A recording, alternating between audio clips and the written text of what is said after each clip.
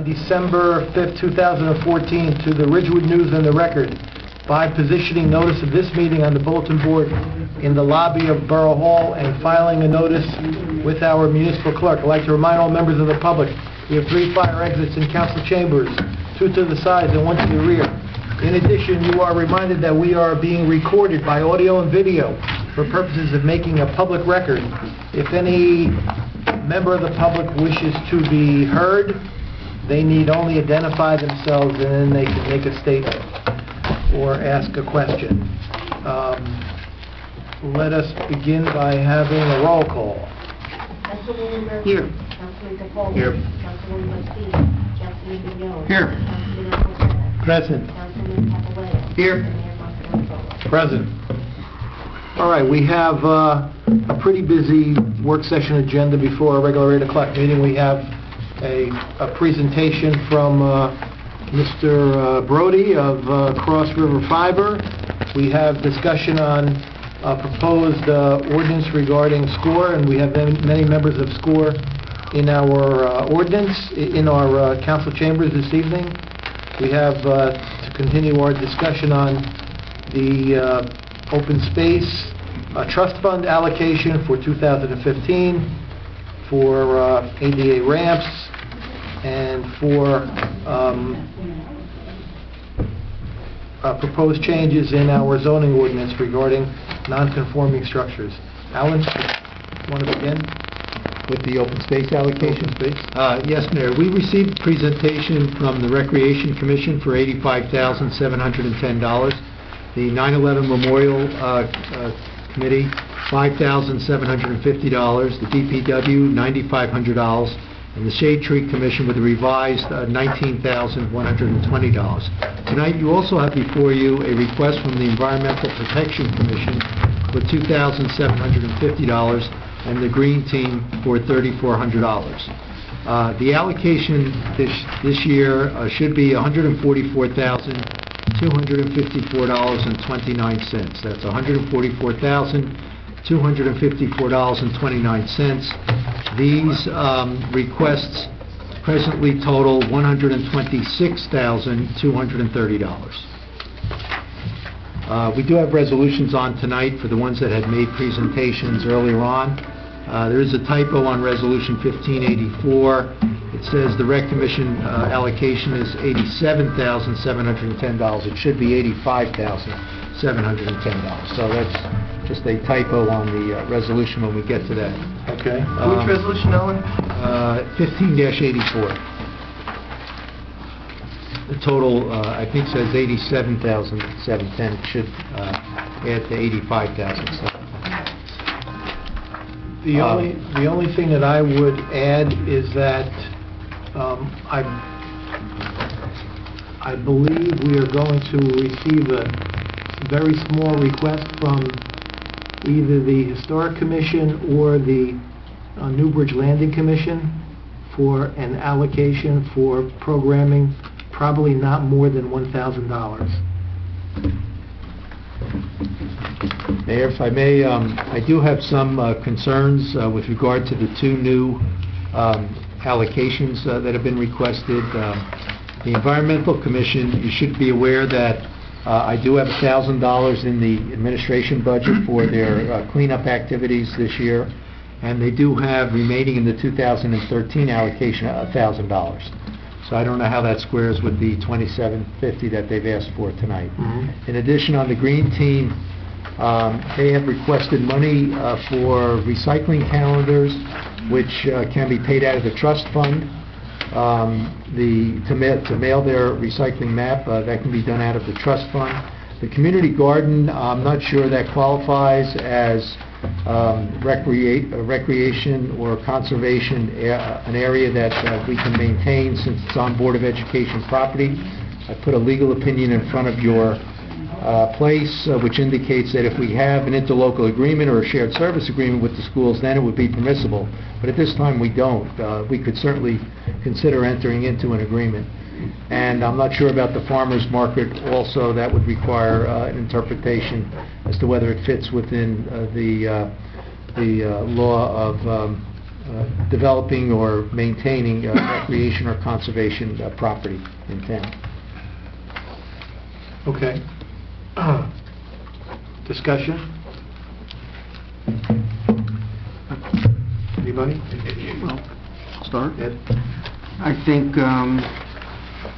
let's start with the Environmental Commission. If we believe that they already have $2,000 in funding in existing allocations, I would say then, we should probably find $750 in the operating budget to give them their full $2,750. In the operating budget? Well, we already have $2,000 in the operating budget already.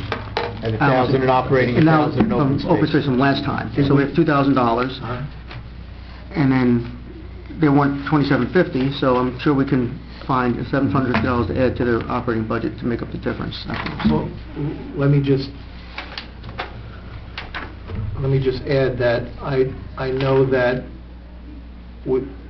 that they sent out the motor to be repaired, and did we pay those bills Yes, yet? we took care of all that. All that's paid? Yes. Okay, so all the repairs and maintenance is completed for last year, and there's still 1,000 and 1,000 remaining? Yes. Oh, okay. We still have That's 2,000. understood. I just wanted to make sure we weren't any old bills. Yeah. So that'd be my suggestion to the commission, unless there's... That sounds reasonable. I'd second that. Yep. All right, all in favor of reducing the request to, what is it, 700? 750. But that No, I'd say would it's... not be coming yeah. out of open space. Yeah, we're going to move it right into, Alan can find it, add it to the Not a operating budget. reduction, but just... We just don't need to allocate it out of open Allocation. space. They'll get it right out of the operating. All right, so it's for the, So 750 balance will come out of operating. And nothing from open space. Correct. so the open space allocation request is going to be denied. Yes. Yes. That's a motion and a second. If you want to put it that way, yes. Well, that's what it is. You're Yes. denying the open space request. Yes, But it's because they're being only getting reallocated. 2,000 from other locations. They're getting the full Another They have 2,000 from last year. And we're adding 750 to We're make... adding give them- 750 to this year's operating. To give them the budget. full allocation they requested. All right, all in favor? Aye. Any opposed? All right, next. And I make a motion that the $400 for the recycling calendars be denied from open space, and if it comes out of the recycling trust fund, we can spend it out of the recycling trust. Second. Any discussion? All in favor? Do we know how much that is? Wait a minute, I mean, we're still in discussion. They asked for 400, so that's the number we're going to go with. is that I don't know when the last time we did these calendars? No, I'll cover the cost, the full cost out of the calendar. If it's more than $400, we'll be okay out of the trust. Take care of it out of the Okay. trust. Yeah, whatever it is. Any further discussion? There's a request to deny $400 to the Green Team for recycling calendar because the money would be allocated from another source.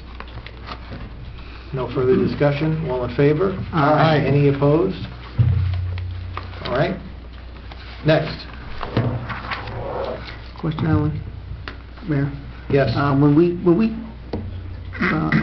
created the community garden, we had some kind of agreement with the school for access or something to that effect, didn't we? I don't think it was, I don't know of anything written, did. but I thought- we did have something written. Yeah, there's been different scout groups that have gone in there and taken over. I believe that the middle school has allowed the access, from what I recall from the last time. Yeah, I just don't know whether we have a formal agreement. I know we've had an I think- understanding for certain. I thought we had an agreement or something. I'll check. From last year. Because if we did, then I would say then you can keep this $1,000 in the open space. I'll check. I thought there was a resolution or something. We have an interlocal agreement. I thought there was some type of resolution. Mhm. All right, I'll check for an agreement. All right. So conditionally, if that's the case, then I would make a motion to keep the $1,000 for the community garden under the open space allocation. Second. Well, do you have a total number for that? Well, I'm looking on the 1,000 for that, because I'm not sure what the farmer's market Yeah, gets. it's- I'm saying $1,000. Okay. You can't use open space. Yeah, I don't think so. That's why I'm going for the 1,000. All right, all in favor of the community garden? Aye. Aye. Aye, opposed, any abstained? All right, next is the farmer's market. It doesn't matter, that would not qualify under the open space trust fund. All right.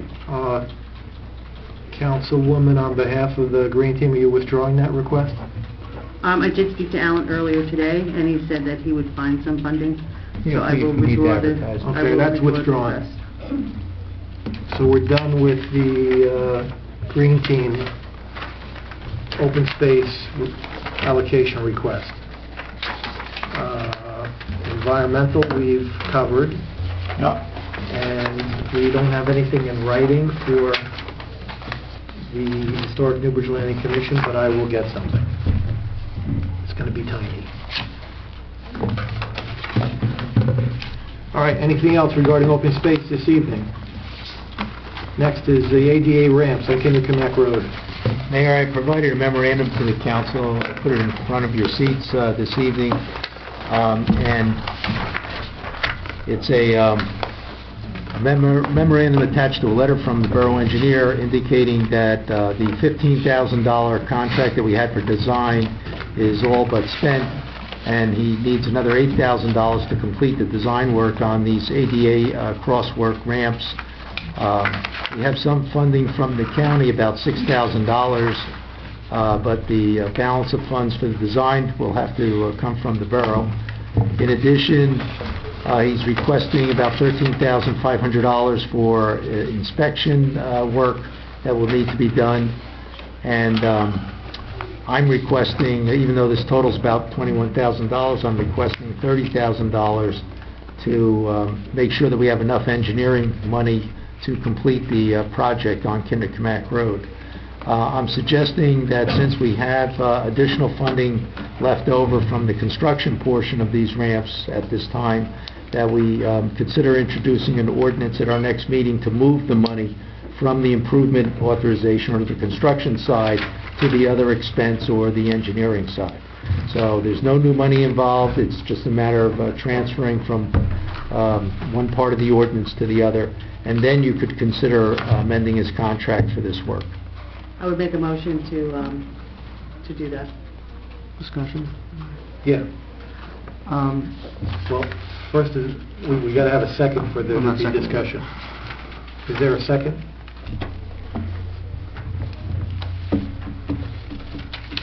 Repeat the motion. The motion was to take our existing Engineering funds.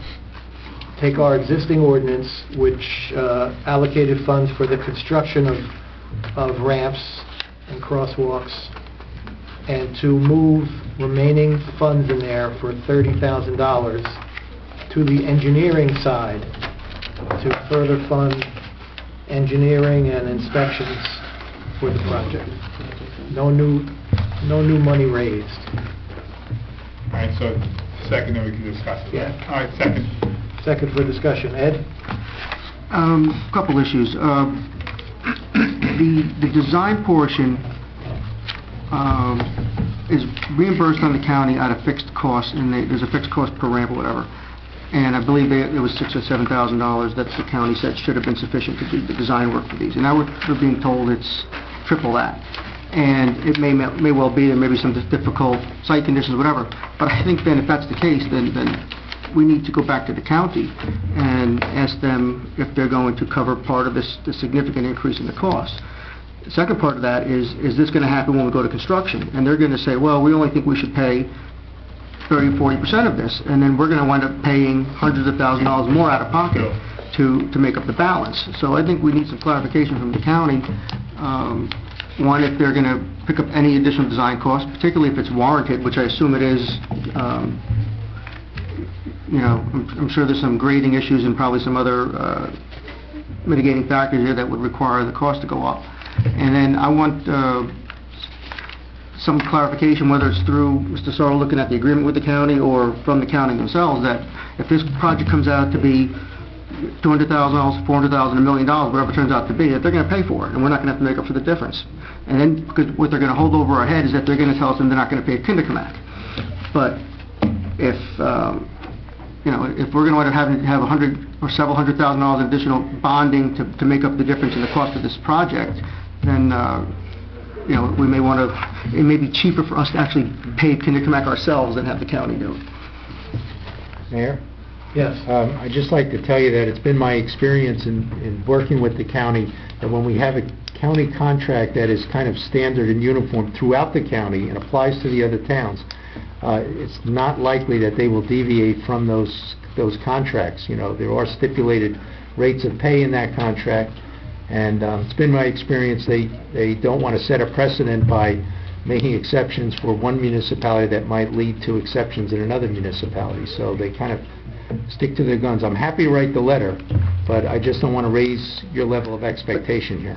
My point is that the county reimbursement seems to be based on just a straight paper design, not taking into account grading or utilities or anything that may be in the way here. So they may say, we're going to pay you $500 to design a curb ramp, but now because to meet the criteria, the DOT criteria for slopes and everything, and the landing areas, now we have to create 10 feet of retaining wall.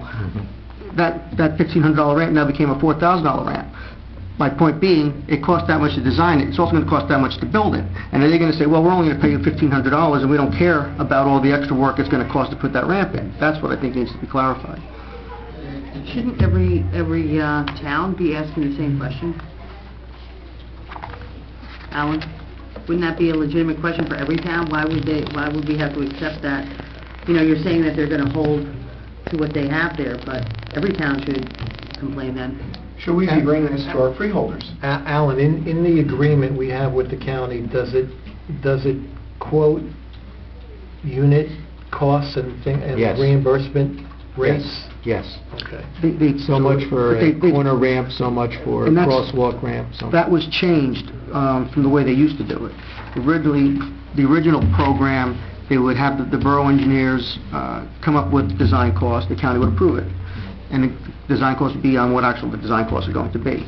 I guess maybe because of the cost and what's happening in other towns, they decided they were going to scale back and then do these fixed costs for different kinds of ramps. But you know, who's left holding the difference and who has to pick up that money? And in our case, this could be significant. So that's why I just think it needs to be. Well, what we would have to do is, that's a great point, is when we go out to bid, if we bid it out on a unit cost and we don't get bids that meet or come under it, we have to reject all the bids. Now, Mayor, with this program, the county has already gone out countywide for the bid. They are the lead agency. They have awarded a bid to Concrete Construction. Okay. You have a resolution tonight to award your contract to Concrete Construction for the engineering estimate that was approved by the county. okay. Yeah, there won't be that opportunity to reject the bids. Well, that seems to answer the question, then. If the county has a contract, and their contract is to pay a certain amount, then that's all we would owe, what the reimbursement rate is. Except for the open question about all the But we have to engineering. pay the engineering, I mean, we have to pay the construction, also get reimbursed, correct, Alan? What's The that? county's not paying the engineer, not paying the construction directly. No, we have to pay it first, and then we get reimbursed. Would you like to see Mr. Costa next time we meet to discuss this further with him? Sure.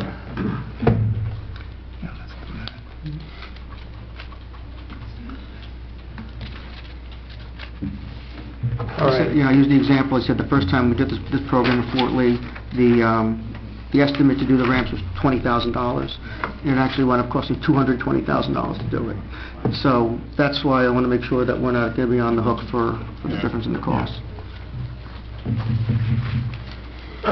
All right, we're moving on to, Do we still have the motion on the ordinance, or that go So I think we're through? going to wait till we hear from Mr. Costa. I don't know, Well, we can move on the ordinance. We can move on the I don't ordinance. Always table it. It's a Doesn't paper, work it's out. not we're not Right. encumbering any money. so we'll leave it on. Next, we have, No, we gotta make, yeah, call for a vote. Yes, you have a motion. Yeah, motion is, that was all discussion. and the motion. You have to repeat the motion. The motion was to move $30,000 from the improvement authorization or the construction side of the ordinance, 1806, I believe it is, to the other expense or the engineering portion. All right. We've had discussion on ordinance number 1806. All in favor? Aye. Any opposed, any abstained? Thank you. Thank you. All right, moving on, we have a representative here of a company called Cross River Fibers, Mr. Fred Brody, to discuss a request for a right-of-way agreement for fiber optic cable. Yes. Take a seat here, Mr. Brody. Thank you very much. Appreciate the opportunity to appear. A lot more snow down in Monmouth County than you guys got up here this time. Oh, yeah. All right.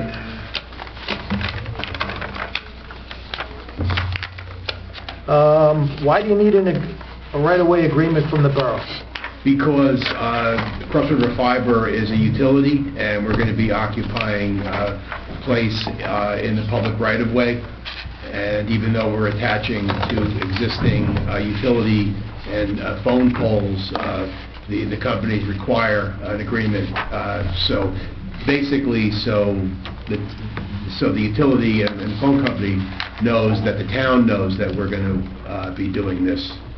Again, they're our landlord. We pay them for what's called make-ready. We pay them rent, Right. but it's in your public right-of-way.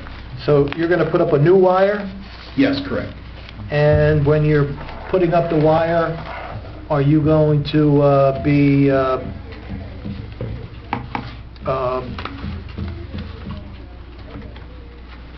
reconfiguring traffic? Are you going to put up cones? Are you going to get a policeman to...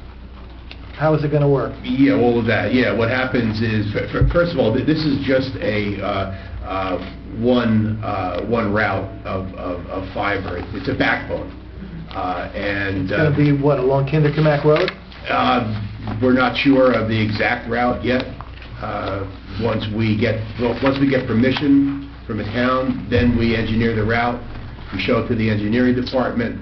Then before it's put up, we engage the police for safety and all.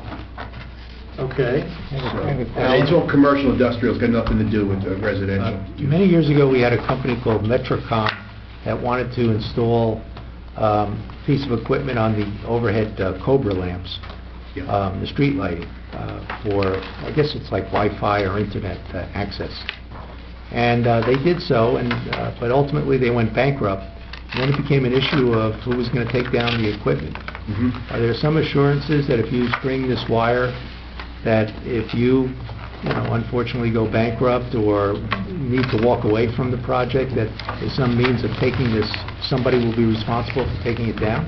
Yes, actually, according to the BPU authorization that regulates our business, if something would happen with Cross River, then an incumbent or somebody else would step in to take that over. That's part of the agreement. Also, the financial wherewithal is part of the authorization too. And there was just a major investment. I'm not even sure if I'm supposed to say that, but there was a major investment with the company with Cross River. So the company is going to be looking to expand out into Pennsylvania, possibly, and some other areas too. But yeah, they have to have they have to show the financial wherewithal in order to do this. Yes. What does Cross River Fiber do? We are what is called, we call ourselves a dark fiber, a boutique fiber optic cable fiber provider. The clients are hospital systems, data centers, large users of bandwidth.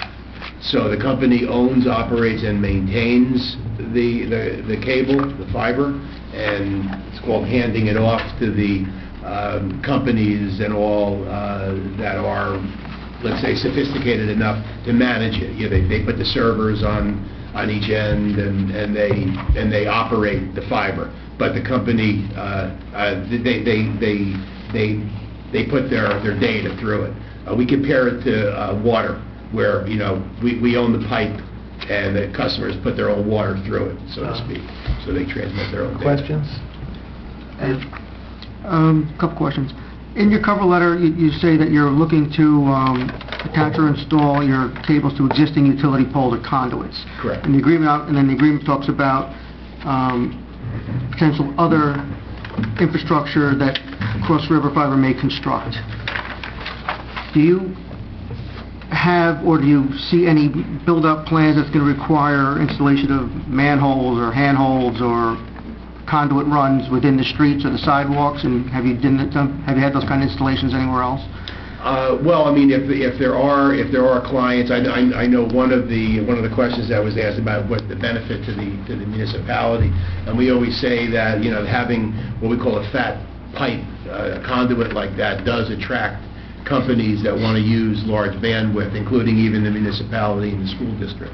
So if something like that were to happen, where you would ask the company for connectivity, then that's when the laterals are built. They would come down the pole and into the building, and then if there's any work that's done, the permits are issued, and all of that, everything is done the proper way that way. But you would only envision that to connect an individual service, not to run like trunk lines or anything like that down Kinderkamack, where we're going to have to put manholes or anything like that? No. Again, we want to attach to existing infrastructure, and if there's like an area that's been gentrified where you don't have poles anymore, then you have conduit, and there's usually enough room in that conduit, like a Verizon conduit, to run our cable. It's about the size of an index finger, so doesn't take up all that much room. And just the second question, I mean, now, our main transportation was Kinderkamack Road, which is a county road. So we really don't control that right away. So this is just going to apply to municipal streets? Correct. Yeah, we already have the permission of the county. Okay, thank you. And the state goes along with it because, again, the state authorizes us. Kathleen? So there's nothing buried? Is it all It's on a all, pole? yeah, it's all aerial, again, unless there's like a certain district that you have where you don't have any telephone poles anymore, and you have conduit, then we go under. Do you have, I know, he might have just said that, I just didn't repeat that. What? Do you have a map of where you anticipate doing all this work? Not as yet. No, we haven't engineered the route. What happens is, in order to solicit business, we need to first locate a potential customer. We approach the customer and they say, okay, you know, how much do I have to pay for you to build a route for us? We then go to the incumbent, the power company, PSE&G, I guess is up here, and Verizon, and we have to negotiate with them the cost of the route. The way they have us do it, as was asked originally, they first look for the permission from the town. So we have to do it that way, because sometimes these agreements can take years to be approved, and the company just can't wait that long. So we need to, you know, proactively get these agreements in place and then come back. Seek out the customers. Yes, exactly. But what if you don't get any customers? What if no one wants to use your They stuff? all want to. No, that's a fair question. And if there were any potential customers, again, like a data center or a hospital system, or medical offices that use that type of bandwidth, radiologists and stuff like that, then we wouldn't be looking for permission. Now, when you sent us your proposal, you also included like a legal. There was somebody versus your company versus somebody else. There was a legal proposal there, or some kind of finding?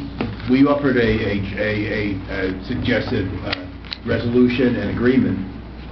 Was there something that was included that was a legal motion that... It was an order from the Board of Public Utilities. I also included a document that talks about the rules and the laws that govern what we do. So Yeah, I basically provided that says that you can't say no, right? Yeah, you pretty much can't say. Really? Yeah. Well, I don't know about that. I mean, it seemed like when that was included, it's basically saying, well, don't even think about it. Making an offer you can't refuse. Thomas? Just a couple of points of clarification.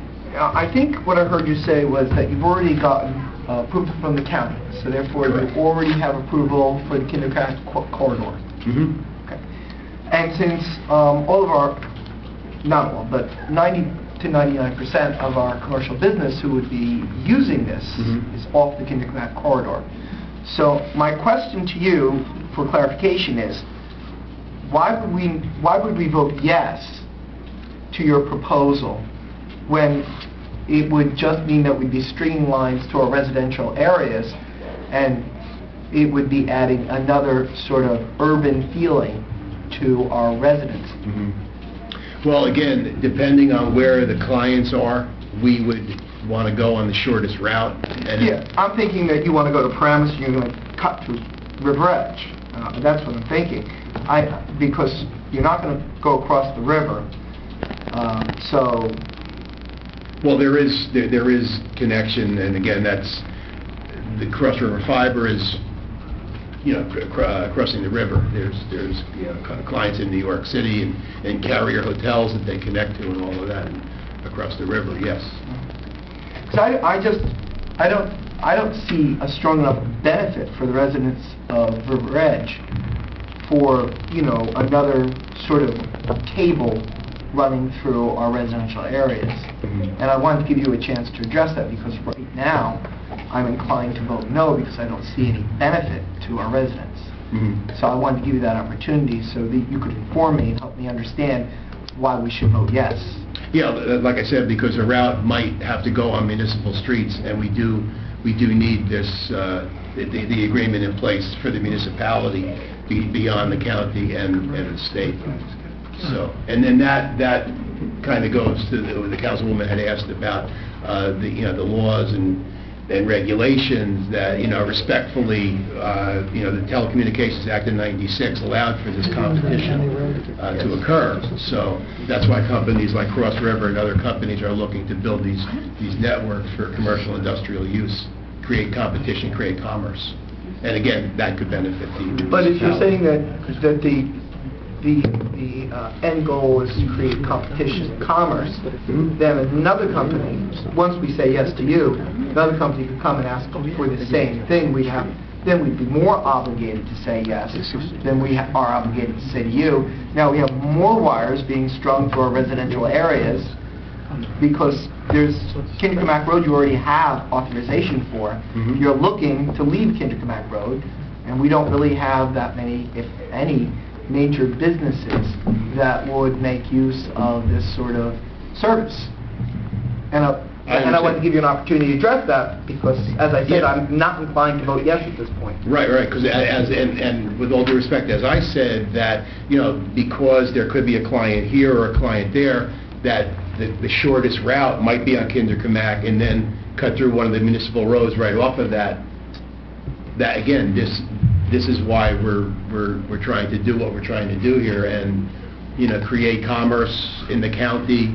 Again, if it comes past the municipality and the school districts, there's an opportunity for connectivity there. So there's benefit. Ed? First question, Mr. Sarlo. This company would not be exempt from any permits or permit fees or local ordinances like for opening roads or working on sidewalks, something like that? No, if they're stringing the wires, I believe they would not require the permit. But if they're going to start ripping up the streets, just as PSE&G does or anyone else, right, they're going to require the permitting process and you go forward with So it. I have one question, and I don't know where our ordinance is, but what I want to avoid is if they were in the future having to come in and put in a manhole or a handhold or something like that, is that they put it in the street. And to me, there might be a loophole where they might be able to put it in the sidewalk without having to get any permits, because it wouldn't be a road opening. They would just have to get a sidewalk restoration permit, which I'm not even sure if we have. So that'd be the one caveat I'd want to look at. They got to keep anything within the roadway, so if they have to put it in, they'd have to get a road opening permit, they'd have to restore the roadway to what it was originally, and not use a loophole where we're going to get a manhole cover or a handhole cover in a residential area in a sidewalk, if that was ever the case. I don't anticipate that. Right, no, But I just want to make sure that the borough is protected or covered from Right. something We like want to do the right. We want to be a good that. neighbor. If you decide, you want to go up Continental and, for whatever reason you decide you need it, either a conduit run or something, I want to see the street, not... I've never heard of a sidewalk. Have you had No, but- open up streets in other municipalities? Yeah, again, if there's a build-out, a lateral, yeah, to get to a building, yeah. And you've had to take permits out and go through the whole permitting process? Yeah. Mr. Oh, yeah, no, Brody, and then making sure, what do you call the hot patch, or the red patch, or the, whatever those patches Those are. are- Yeah, again, we want to, Have we you, want to be a good neighbor. have you gotten permission from Oradell or Sidewalks. Hackensack or Paramus, any of those towns? Oradell we're working on right now. I've been trying to connect with the attorney. Right. The packet went in the same time as you, and thank you for responding. Hackensack, yeah, Doug Trost, I dealt with in Hackensack. So Oradell. They've given you Paramus, permission? yeah, Paramus, yeah, I actually have a map of the towns. Paramus has given you permission? Paramus, that's correct, yeah, that was a couple years ago, yeah, a couple years ago, I guess. Okay, all right. Kindercamack Road, which is our main artery, totally bisects River Edge. Goes right through the middle of it. And it's a county road, and you have permission from the county, right? Yes, correct. And Midland Avenue, which goes east to west, is a county road that you have permission to operate in, and it goes all the way to Paramus, as well as Main Street is a county road. So, and you indicated that you haven't designed the system yet. That is correct. And we don't really have any commercial entities in the residential part of towns. All of our commercial entities are along Kindercamack or along Main Street. So why can't you just design the system by utilizing the county roads? That's my question. Yeah, and that's a great question. Again, not speaking for the owners of the company and what they decide from an economic standpoint, but again, if a route, they want to go the shortest distance between 2 points, and if that is on a municipal road, then that's what they would like to build and engineer and pay for. Okay, all right. Kathleen? I just have one other question. So you talk about connectivity and being a good neighbor. Now, if we needed, let's say, connectivity to this building, would that be something that your company would think about? The short answer is not really, but Like, what's the benefit to us? Could there be any benefit for you doing this? well, again, having, in other words, if you want to think of it also as like a super highway, so you have something that's a super highway that's going through your town that you can get onto and bring that kind of connectivity to your desktop and to your school district and to your first responders and stuff like that. But the company's it's a for-profit company, so it's just not feasible. Again, I'm not one of the owners of the company. I have a consulting business, and I do this for the company to seek these right-of-ways. So I would say that anything is open to discussion that you care to talk to the company about. All right, thank you, Mr. Brody. I think you've answered all our questions. We are going to put this on for a resolution, for a vote, and you'll get a formal answer. Okay, great. All right? Okay, thank you very much. Thanks for coming. You got my contact information? I got it right here. Okay, great. Thank you very much. Have a good night. Okay, next we have SCORE, working on an ordinance. Mayor, the initial, well, let me back up. I met with Councilman Capola, Councilman Bustede, and SCORE back in, I want to say October, November, explained to them the reason why the mayor and council was taking some action with regard to establishing SCORE, that it was my recommendation that SCORE technically doesn't exist as a organization. And this is how we started. Actually, we've taken one step further. When we had that one issue with regard to some members of SCORE. This has then led into bylaws, and first thing I asked for, and then we found out there was no bylaws, and we found out that nothing establishes SCORE as an organization, even though the mayor and council and the borough fund them.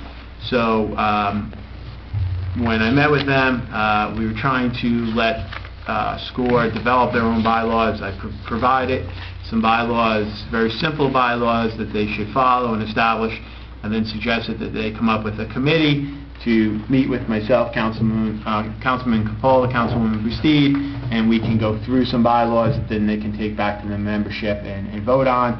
They were going to come up with a committee. To the best of my knowledge, I haven't heard anything if that committee was ever established. I then created an ordinance for you guys to take a look at that created a citizen advisory committee. It was a very comprehensive ordinance that pretty much put a lot of power into that the mayor and the council picks or selects an advisory committee, and they would oversee SCORE. The mayor and council indicated you really did not want to go that route. I understand that. So we're back. You came back to me and said, draft something up recognizing SCORE as a organization, so it's on the books. It's created by ordinance. We recognize it, and we basically fund them. You indicated to me keep it bare bones, don't adopt bylaws, don't attach bylaws to the ordinance. So I've come back to you with a revised ordinance that's much scaled down than the initial that's just creating it, putting in some membership requirements, and again, that could change. I just put in 60 years. I don't know if there is an actual thing, and then that the members of SCORE shall adopt the bylaws, the code of conduct, and so forth like that. I know there is some discussion with regard to whether the ordinance should set forth some type of creation of a presidency, vice presidency. Initially, that's set in the bylaws of creating that, but it certainly can be adopted in the ordinance that would be created. But once it is in the ordinance, it can only be changed by way of amending the ordinance. It's in the bylaws. It's a pretty simple way. So, in other words, if you have a president, vice president, secretary, and treasurer, you want to add another position, you may have to amend the ordinance. If it is annually and you want to now have it biannual, you may have to amend the ordinance, where the bylaws, you don't. It's a simple process for them to amend it. So I've created it. I'm open to ideas, discussions, but I think it's a starting point as to where you guys want to go with this. All right, open for discussion. Ed? I think this is a good framework for what we want to intend, or what we want to accomplish. So it's not overly complicated. It's direct, straightforward, and I think I don't have a problem supporting the way it's as it's presented now. Anybody else? I agree. Like council said, simple bylaws. I would also just like to add, when the elections happen, I think myself and Councilwoman Bastide should not only be there at the elections, but conduct the elections, make sure everything goes smoothly, that there's no confusion or anything like that, but throw that out there.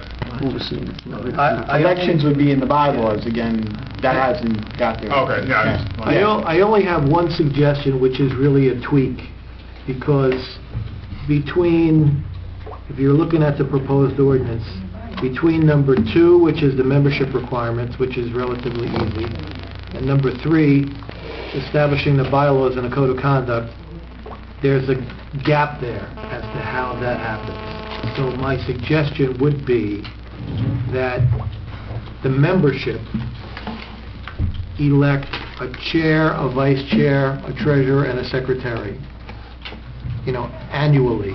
And then those 4 people, the chair, the vice chair, they can decide any way they want to propose or recommend the bylaws that then get adopted by the entire organization. You need some type of governance to to get from membership to bylaws. So you need to put something in our ordinance that the membership shall elect a chair, a vice chair, a treasurer, and a secretary annually. That's all you need, and then it's perfect.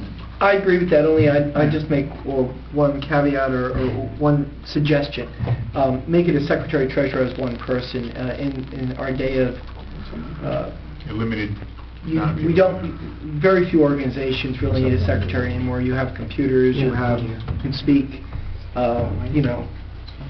Yep. whatever document you want to write. So 3 people usually works better. I've been seeing this in a lot of smaller organizations, that just president, vice president, and the secretary treasurer as one person. Secretary treasurer is one? Yeah, because really there's no duty for the secretary anymore in our. It's all digital audit, yeah. Yeah. Okay, 3 people. Okay. And I would like that the president, vice president, or chair, vice chair, however you want to call it, that those 3 people be residents of River Edge. I would agree with that. I feel very strongly that that should be true, especially since it will be taxpayers' money that we're directing. So the membership's open to all residents of Bergen County, but to hold office, the ordinance would say you have to be a resident of. I would feel- And my proposed bylaws had that in there also, so I'm agreeing. And 60 is the age? Yeah, sure. Okay. Just so I have the right age. If the council is okay with that recommendation for the modification, then I'd like to open it up to the public to see if there's any comments from the membership. I'd like to make a motion to open it to the public. Second. All in favor? Aye. All right, would any member of SCORE like to comment on the proposed ordinance? Literally, it says 60. Yeah. The bylaws read, Dr. Burns. Okay. 307. Yep. We have been, for the past 42 years in existence, even though we're just starting a new organization.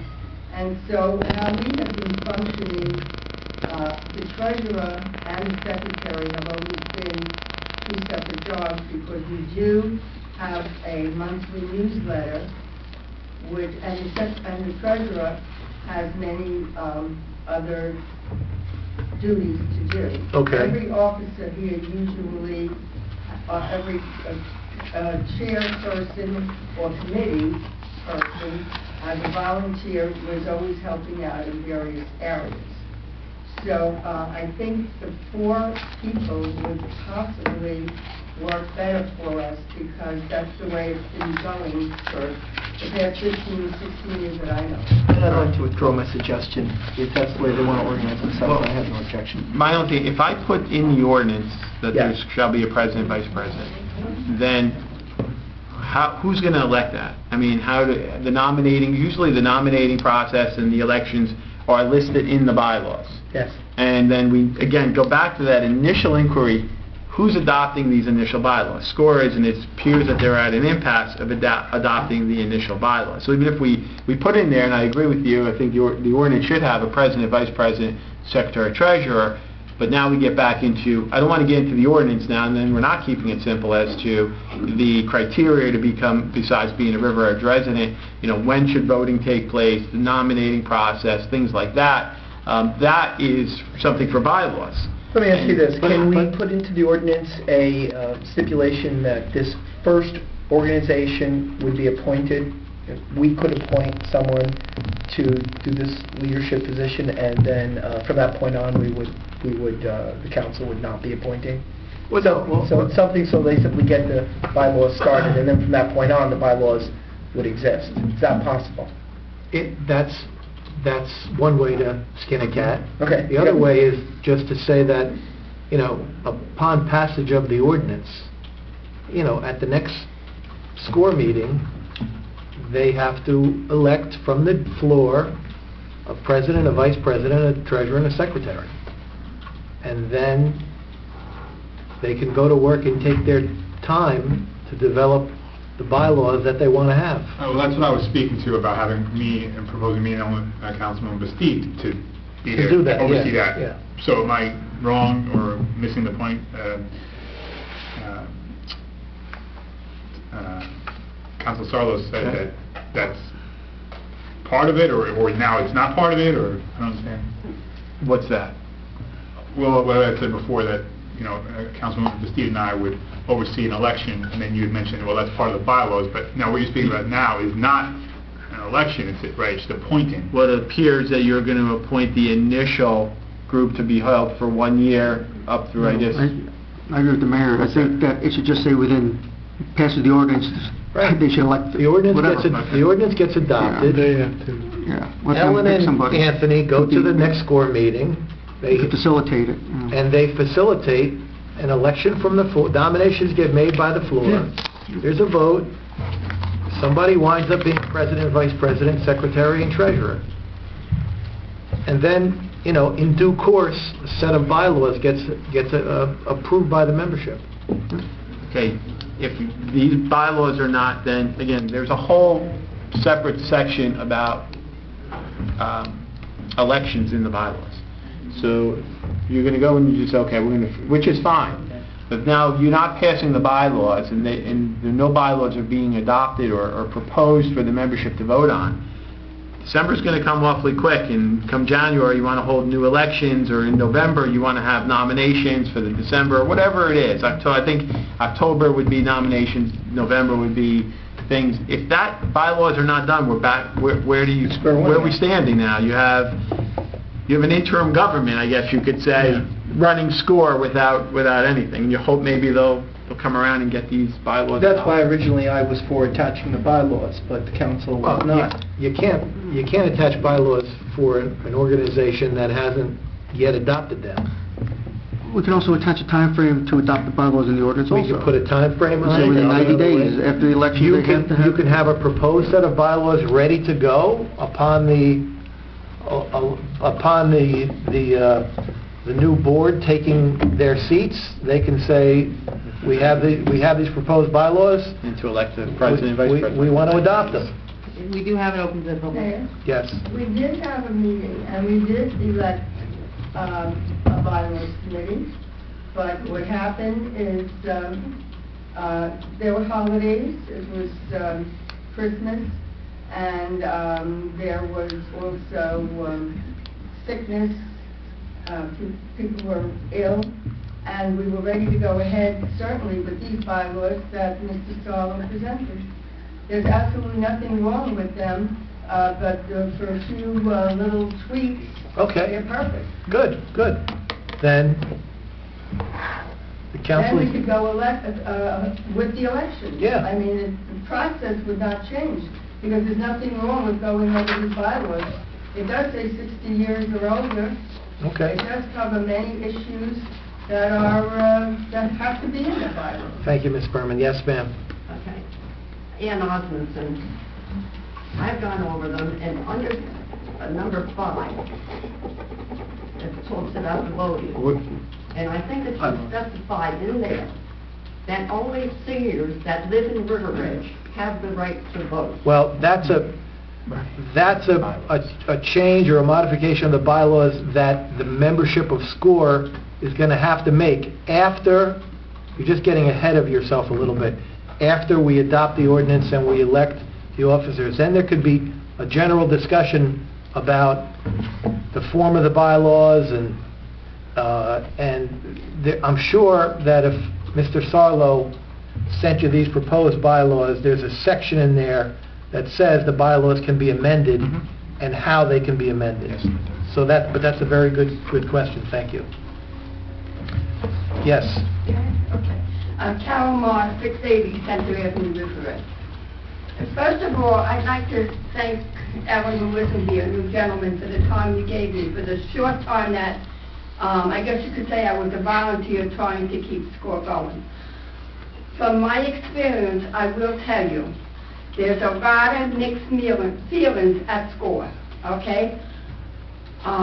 Your bylaws are fine. I saw that the bylaws that I presented to you, you took a lot of them, reworded, you put a lot in, that was great. I did not get back to you personally because I was told I was a nobody by members of SCORE and that I didn't have a right to speak. To keep peace at SCORE, I backed down. I did not back down for any other reason, but every week that I went in, there was arguments with something else, and I could not see that continue. I will tell you, it will still continue. What I would like to see, if you could give a little bit more time, propose your bylaws. Your bylaws are fantastic. There is nothing wrong with them. If you need to adopt an ordinance for you to be, say, in charge of SCORE, to have SCORE as a committee or something, to be part of River Edge, and then somehow the people in SCORE are going to have to work out their differences to come across with officers. There was, at the meeting Sandra was talking about, there was no election. If you talk about a committee, it was nothing but arguments and yelling and screaming, and half of the people walked out. There is a big difference with the small members of SCORE, that they do not want these people from ballroom dancing, not saying anything about the ballroom dancing, please don't take me wrong, the line dancing, to be able to vote because they do not participate Monday in SCORE, okay? You're going to go back and forth forever with this. I'm only trying to tell you, maybe if you go ahead and take the bull by the horns and say, this is it, this is what it's going to be, SCORE, whether you like it or not, or there's not going to be SCORE, maybe then the people can come together. As you can see, there are a lot of elderly people aren't here tonight. They can't come out. I was working for the age, is what I told you. These people are happy to have a lunch. They're happy to get together. We have a treasurer. I don't think she should be treasurer. If I can't be a president, she can't be a president, how can she continue to be a treasurer when we have nobody? You don't even know what you're doing with the money. Not saying anything wrong with Jeannie. But I mean, somebody's got to get back and take the bull by the hands and say, okay, for 42 years there was nothing. Now we have to have something. Whether SCORE people like it or not, I really feel you people, if there's going to be a SCORE, should adopt the bylaws and say, this is your bylaws, you abide by it. I'll give you a time limit to elect officers and have a legal vice president, president, secretary, treasurer. And if you can't do it, well, then there's going to be no SCORE. You have to do something, because these arguments are only going to go back and forth forever. And I'm not saying anything about anybody. I can tell you that's the way it's going to be. Ask anybody that's here. There has been a SCORE for many, many years before Carol came here. We were working in a very orderly fashion. We had everything that was going on by volunteers. We didn't have any specific titles. It ran smoothly. And the day Mr. Scarlo and Councilman Bastide and Anthony Coppola came, the minute you walked out the door after saying that these people who are volunteers now are no different than all the other volunteers, this lady got up and said, don't pay any attention to what he said. I'm in charge here, and if you don't recognize me in charge, I'm out of here. Hold it, wait a minute, wait a minute. Okay, listen. The count, hold it, stop, please. Don't make me bang the gavel, please. This is what we're doing. We have the bylaws, and why can't we get the bylaws the way they should be voted on, and proceed in an orderly fashion with elections? That's exactly Mrs. Berman, that's what we're going to do. We have to pass an ordinance, first of all, because right now, if the SCORE organization is not under the umbrella of the borough, then our attorney cannot even give you advice, cannot even make recommendations. Every organization that we have in the borough, from the Shade Tree Commission to the Beautification Committee, every single organization has a structure. There is a president, a chairperson. Every commission has a structure. SCORE right now, because it's not under the borough umbrella, doesn't have an organized structure. We have to adopt this ordinance, which then leaves it to the membership, because we don't want to, this council, there's no member of council that wants to control the day-to-day activities of SCORE. We want you to go to enjoy your lunch, enjoy your dancing, enjoy your singing, enjoy your games, and just go there for the cultural benefits of the program. The only thing we want to do now is just adopt an ordinance so that you're protected under the borough umbrella. So I would like a motion to close the record, to close the public portion of this meeting so that we can continue with business. I make a motion.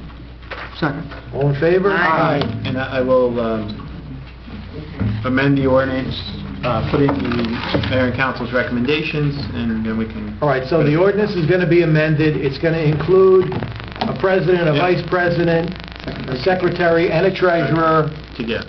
and... No, it's- keep them separate. Oh, you keep them separate? Secretary and a treasurer, 4 people, as requested. Mhm. And then it's going to get put on the agenda for adoption. Mhm. It's going to be advertised in the paper. It's going to come on for a final vote.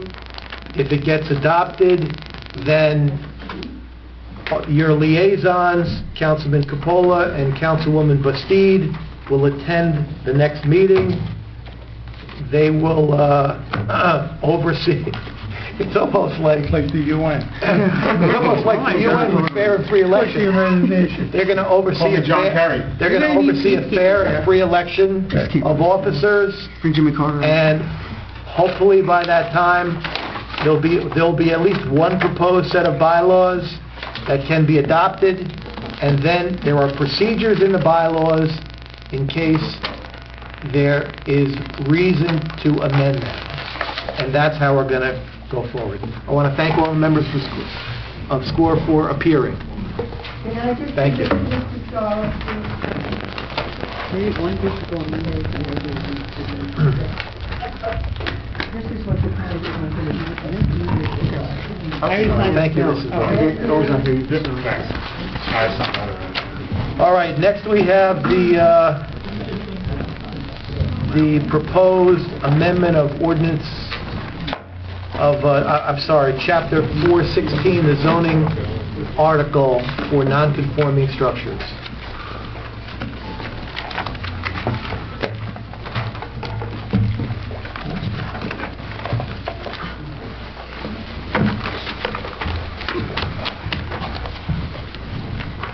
We received a memorandum of the planner, Bridget Bogart, that is 5 pages in length, where she makes recommendations regarding the ordinance. Have a good night. Her recommendations is basically that our existing ordinance be amended to include Mr. Grasso's suggestions for the C1 Commercial Neighborhood Business Zone District. And I think her suggestion is that it would not be a good idea to have this proposed zoning change for the entire town. So I'll open it up for discussion. Ed? Mayor, there's 3 issues. Ms. Bogart says the language with regard to non-conforming structure should not be changed. She said the language with regard to non-conforming use may be changed, but she's saying because it may not be consistent with current case law. If that's the case, I'd like to get an opinion from Mr. Sarlo if that really is the case and whether we really do need to change the language with regard to continuing non-conforming uses. The other change with regard to the C1, which in theory I'm probably in favor of those at this point. It's not just a simple, let's adopt a change that says we're going to allow mixed use in all the C1 zone. It's going to require a lot more study and a lot more analysis to see what the impact of that would be long term. So the way I see this is, to me, there's really nothing to change at this time. Mayor, non-conforming use will become D variances, and then you need a supermajority to address those on the zoning board level. These are not variances that can be handled by the planning board. These have to go to the zoning board, so it's a little bit more complicated without trying to erect walls, but just a thought process that needs to go into this. Okay. There are more ramifications to it. I think it's a good point that Councilman Mignon said, where perhaps Tom can help us out to... At least when it comes to, Yeah. like I said, she recommends the non-conforming structure language not changed, and I would agree with her. I said the non-conforming use, she's saying may need to be changed because of case law, and that's what I'd want your opinion on. Sure. And then certainly, we need to be careful and aware that we're not accused of spot zoning, which is always It's not spot zoning if it applies to the entire C1 zone. But should it apply to the entire C1 zone? This is where we're trying to That's her, make sure... that's her recommendation. No, that's not what a recommendation is. If The you're looking non-conforming at page- structure... Are you looking at page 4, preliminary recommendations? Yes. Section 4, page 4. Yes. She says, number 1, amend C1 district to create a new district that permits residential above and modify the setbacks. Well, we don't have to accept that. That was not the request of Mr. Grasso. That's her Yes, that's her suggestion. Correct. suggestion for improvement. Right. But that's number 1. Yes.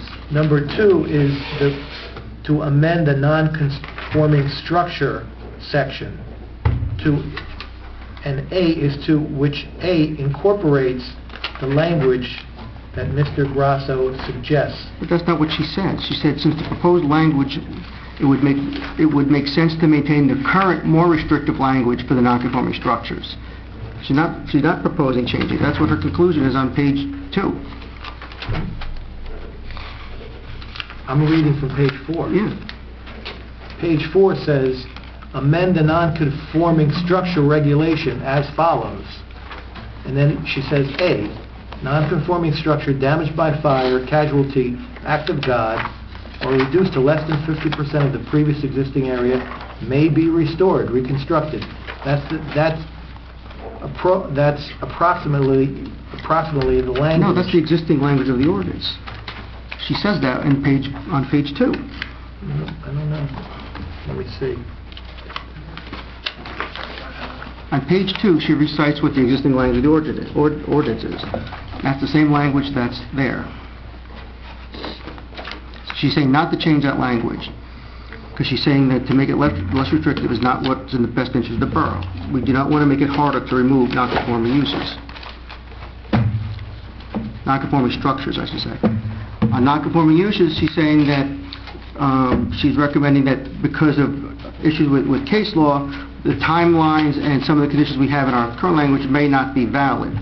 So that's what I'm asking Mr. Sarlo to look at, to reconcile what she's saying from the planning zone versus what the case law is. And anything else with the C1, I think, has to wait for further and more comprehensive review. Page. Page 2. Under I don't have it in front of me. Page 2. Okay, I see what she's suggesting. She's suggesting a modification of the non-conforming use.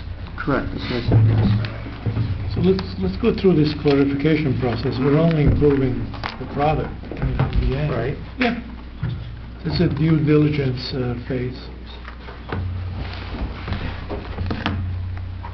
All right, so Mr. Sarlo is tasked with, with what?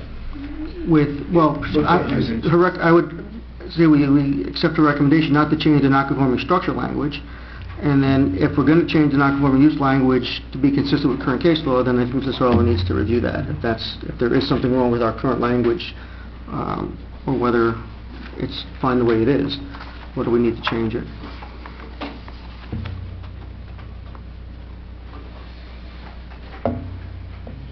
Okay.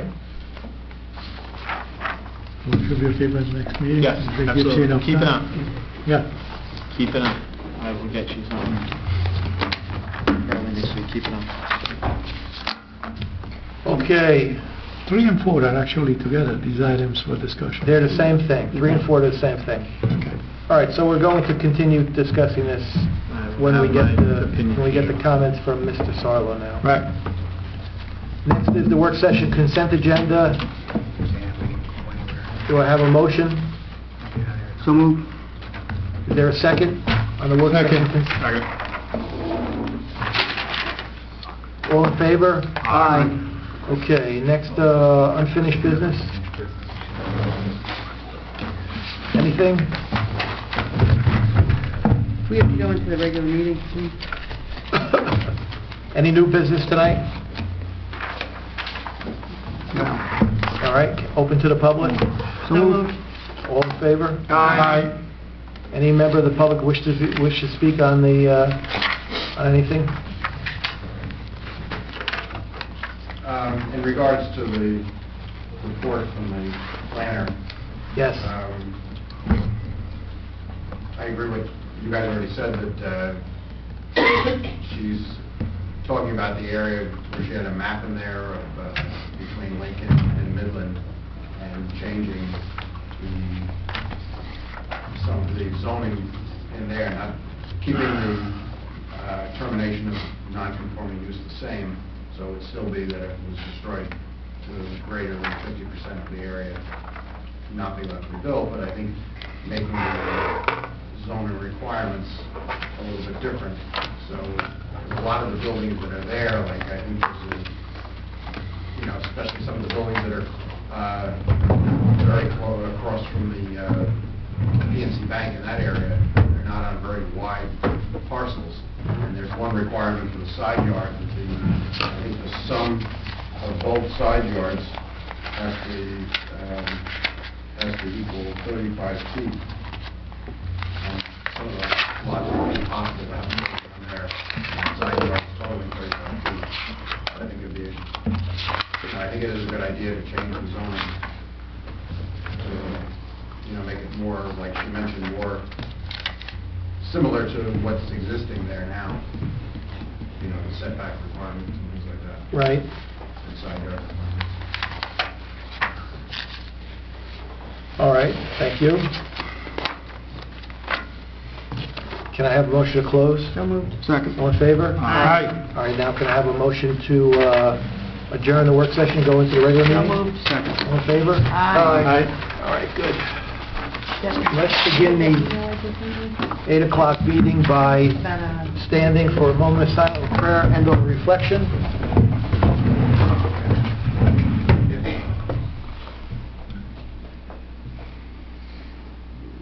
We could have Councilman Councilman Papaleo lead us in a salute to the flag.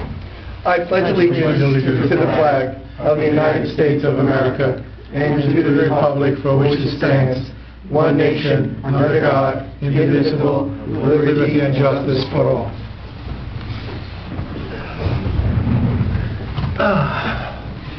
The New Jersey Open Public Meetings Law was enacted to ensure the right of the public to have advance notice of and to attend any meetings of public bodies at which any business affecting the public's interest is discussed or acted upon.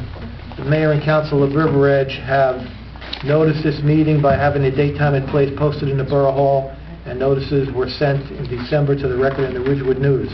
The mission of our governing body is to provide essential services through the establishment and implementation of public policy to safeguard the infrastructure, providing honest, courteous, and professional services, establishing a sense of trust and accomplishment with our borough residents.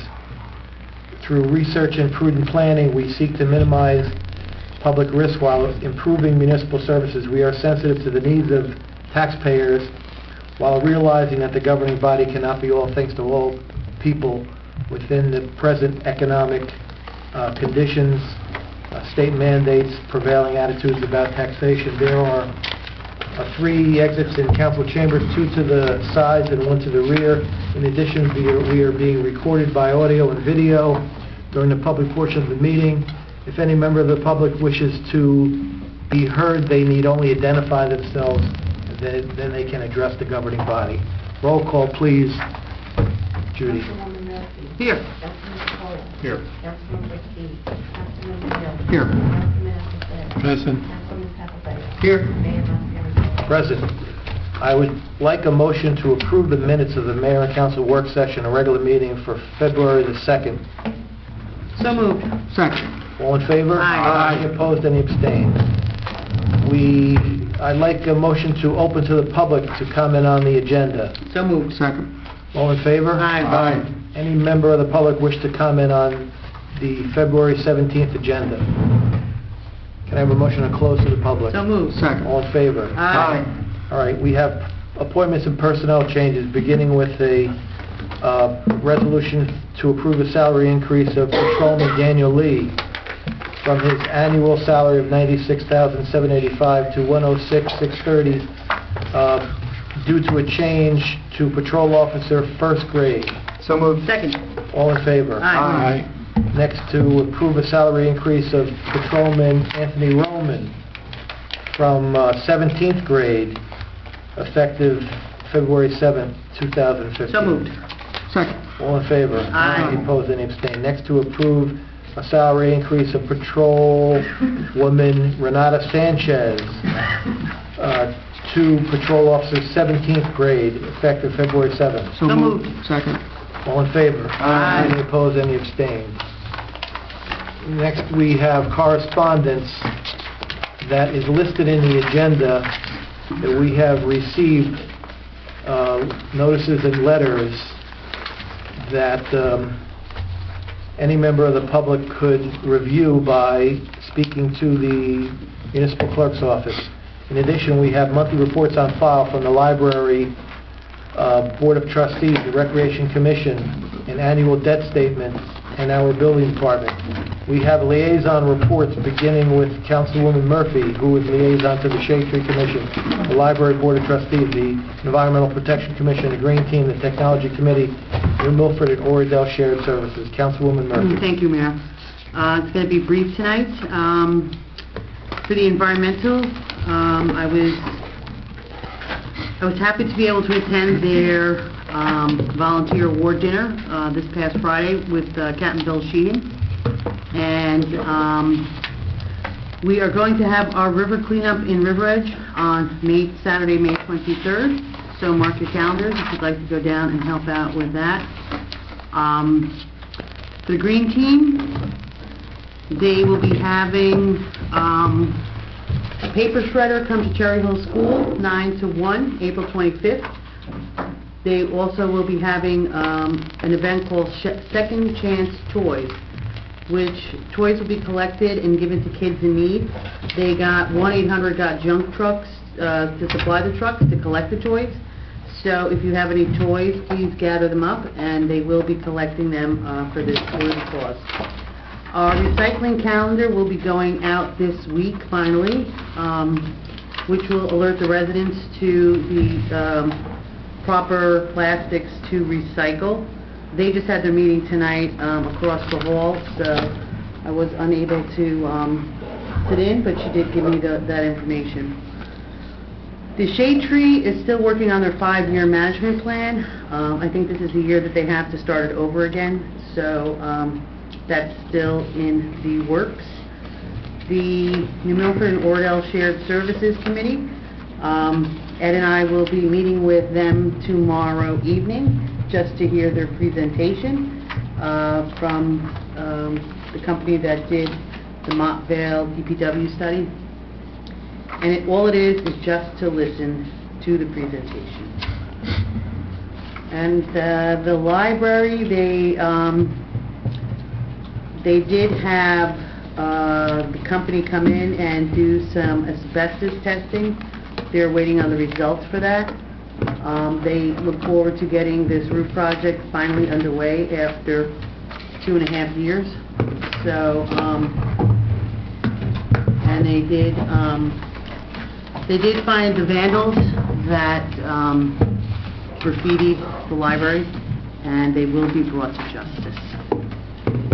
Thank you. Councilman Capola, rec, score, beautification. Thank you, Mayor. Well, we heard from the senior citizens, so I'll be meeting next week with them.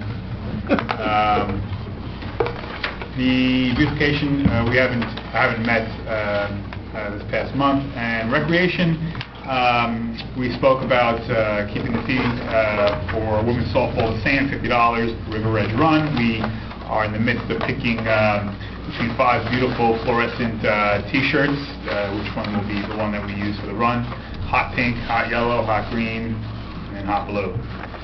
So we're in the midst of working that out. We're getting quotes for picnic tables, actually. There are people that are moving picnic tables in the park, not now, but when the park is usable, because of lack of picnic tables, one of which was destroyed, actually 2, from a fallen tree. So we're in the midst of getting quotes for that. And then we had a group of mothers come, which I thought was really interesting. I wasn't even aware that we have a Challenger program here in our town. If you're not familiar with that, it's for youth that have special needs, and they are physically capable of playing sports, but they're not, they have a little bit of, difficulty following sports rules. And, what's that? That's what it's called, right? The new program. Well, okay, that's not what I heard, but skill? Yeah. Okay. I was informed it's called skill. Special Kids Instructional Group. Right. So these mothers came, and it was really, it was really informative, and they had a passion for having their sons and daughters take part in this program, which I thought was great, and it brought a lot of just positive energy and a good atmosphere for these kids who really can't, again, attend regular sporting functions. So this gives them an opportunity, an outlet to compete with a different set of rules, but within the same sports: basketball, soccer, etc. So they made a presentation, and we're going to expand that hopefully with the help of Kim Krautheim and other heads of the sports league. That name that did it? That's it, Mayor. Thank you. That's it? Yes. That was one. Does it have to, do we have to get a hot To the filthy. colored shirt? Going back to River Ridge 5K run. Yeah. Does it have to be hot? Pretty much. Because... Got to be fluorescent. You got to see it from Why? space. That's what Bobby likes. So it's going to be a hot pink, hot green, hot yellow. And what will the men be allowed to wear? Because it's going to be insane. If I put one of those on, I would look like a giant lemon or a giant... You and me both. We're both going to be putting it on. Or a giant... So at least the boys... Well, you're going to look like an inmate. I always look like some piece of fruit every time I... Because I'll end up looking like a big bottle of Pepto-Bismol. Yeah. So It's gonna can we be, avoid the hot pink, please? If possible. But the runners actually like them, because when you run at night, not the hot pink, but Right.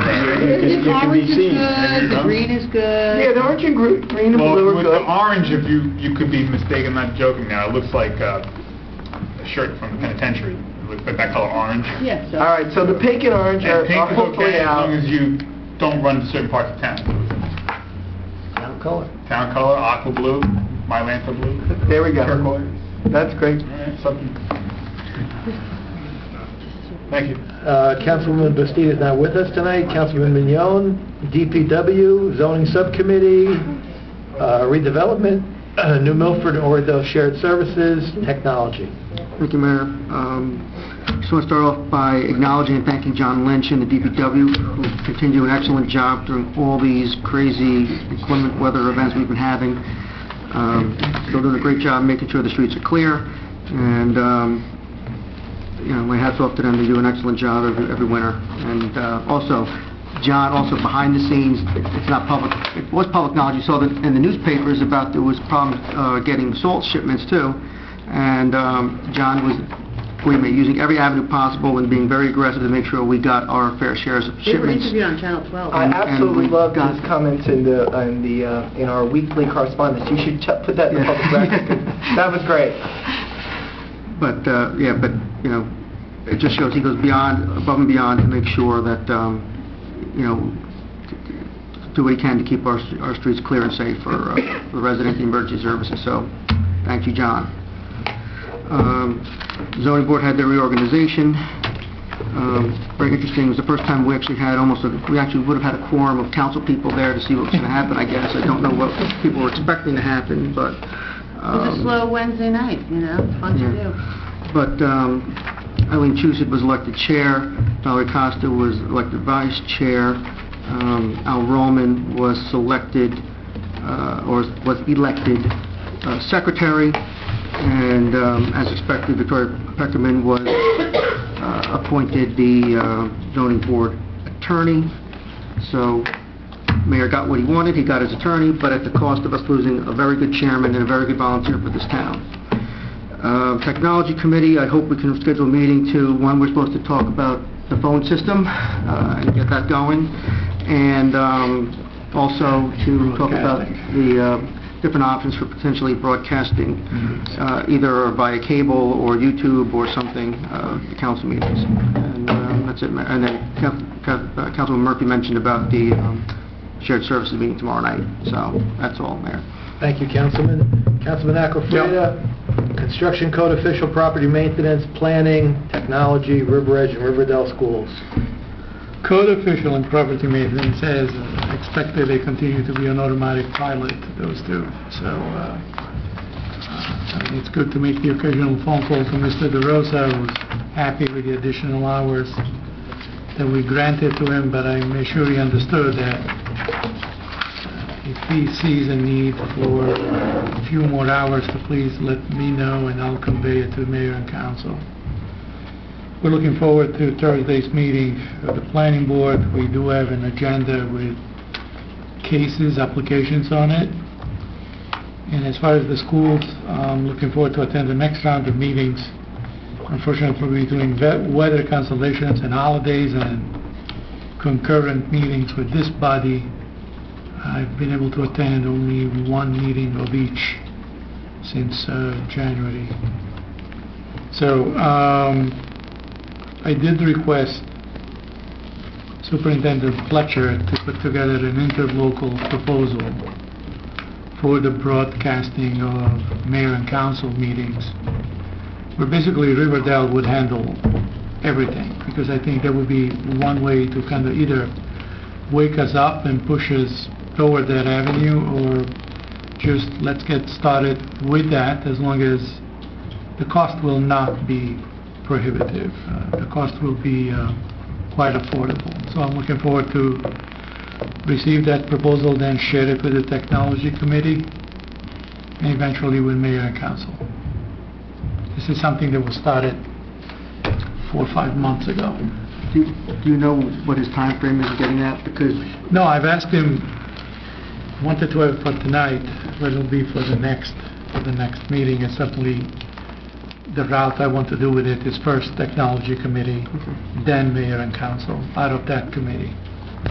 because we will probably won't be too late to reintroduce the budget, but we'll have to look. We can also amend the budget. I can call him and say, well, where are we with the cost? Because he said, he used the word, you want it done on the cheap and cheaper. Yes, of course, I want it done on cheaper and cheaper. You want it done right, too, though. But certainly you want it done right, and you want to keep in mind that they have to answer to our good friends north of Midland Avenue, Yes. known as the Board of Oradell.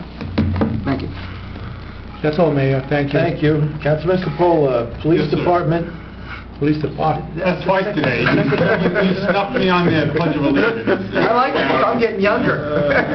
On the Pledge of Allegiance, I have to start over here because I ended over there the last time. Councilman Papaleo, Police Department, Fire Department, River Edge Alliance Against Alcohol and Drugs. Thank you, Mayor. I'd like to start with the fire department. I met with the fire chiefs and Stuckey, and I met with fire prevention, Silverman.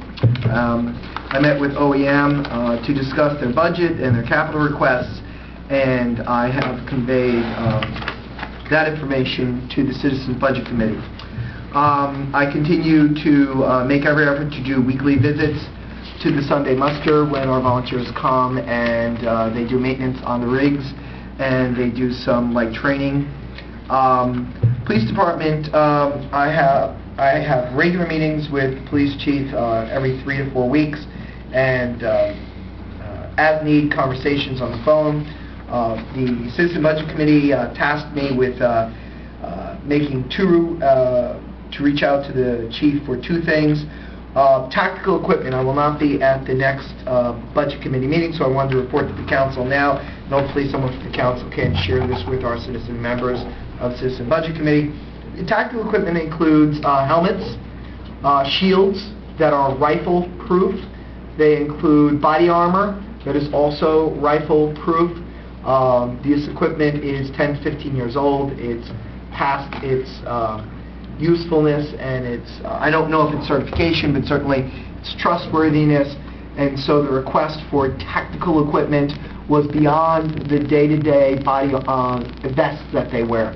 This would be if, God forbid, there was an event at one of our schools or anywhere else, and the tactical team needed to come into the building. And this would protect them from heavy fire, or at least offer some level of protection. Second thing that the Budget Committee asked me to speak to was vehicle replacement. The Chief of Police stated that right now, the way when it comes to the amount of miles, usage, and repair records, we really do need to replace both vehicles this year. However, he looking at the same list, he felt that the request for 2 vehicles this year would be followed next year with no vehicle, and then to the committee's inquiry about whether we could go to a vehicle a year, he said we absolutely could. So it would be 2 vehicles this year that he would be requesting and feels to fulfill his mission he needs. He would not be requesting a vehicle next year, and then the year after that, or the third year, would be on a replacement 1 vehicle per year, barring any extraordinary circumstances.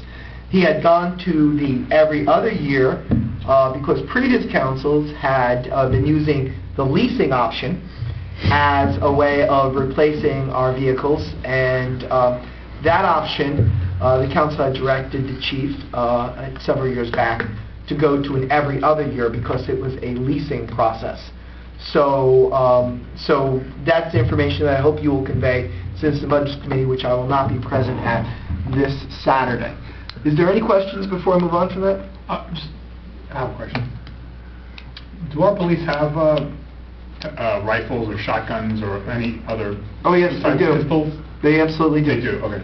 And there is a special team that trains, and members from that team, if I'm not mistaken, are also loaned out to the county police if there should be an event somewhere somewhere nearby, and that they could respond in a timely fashion. And because of that, they've gotten additional training on the county dollar, not on our dollar, towards that end. We actually, our police force has been very good about volunteering or become a part of different county task forces, and so we have a quite well-trained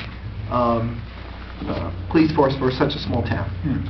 In addition to that, I've been following up with the chief regularly about monitoring PSE&G light replacement and maintenance, and right now they are up to they're within their 2-week schedule, but the chief will continue to monitor that, and especially along the Kingdom-Comac corridor, so that we don't have any of our commuters exiting the bus into darkness.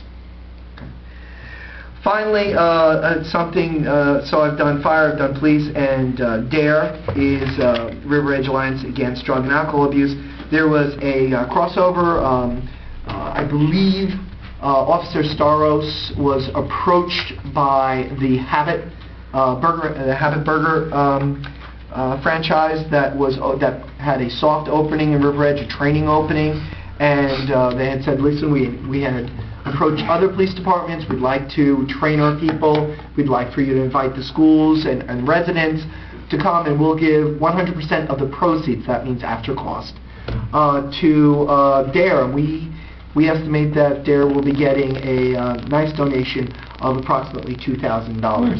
So that's the police department and the River Edge Alliance Against Drug and Alcohol Abuse, and so that's a joint report for that. Thank you, Mayor. Thank you. Okay, I have a report from the River Edge Volunteer Ambulance Service. For January, during January, REVOS responded to 53 calls. We all attended, or most of us attended, the annual installation and award dinner, and we all had a good time. Certainly I did. Awards were given out to members for many, many years of service. The report was submitted by Captain Donna Sanders. In addition to the ambulance report, I can report or I can report that the Community Center Subcommittee met with architect Canzani last week, and we provided him copies of the survey and assessments, and we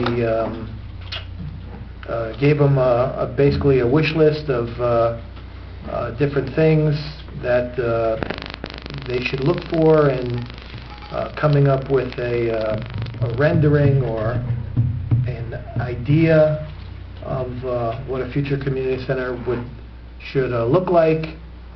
I did send out requests for contributions to community business leaders again, and I hope that they come through again this year.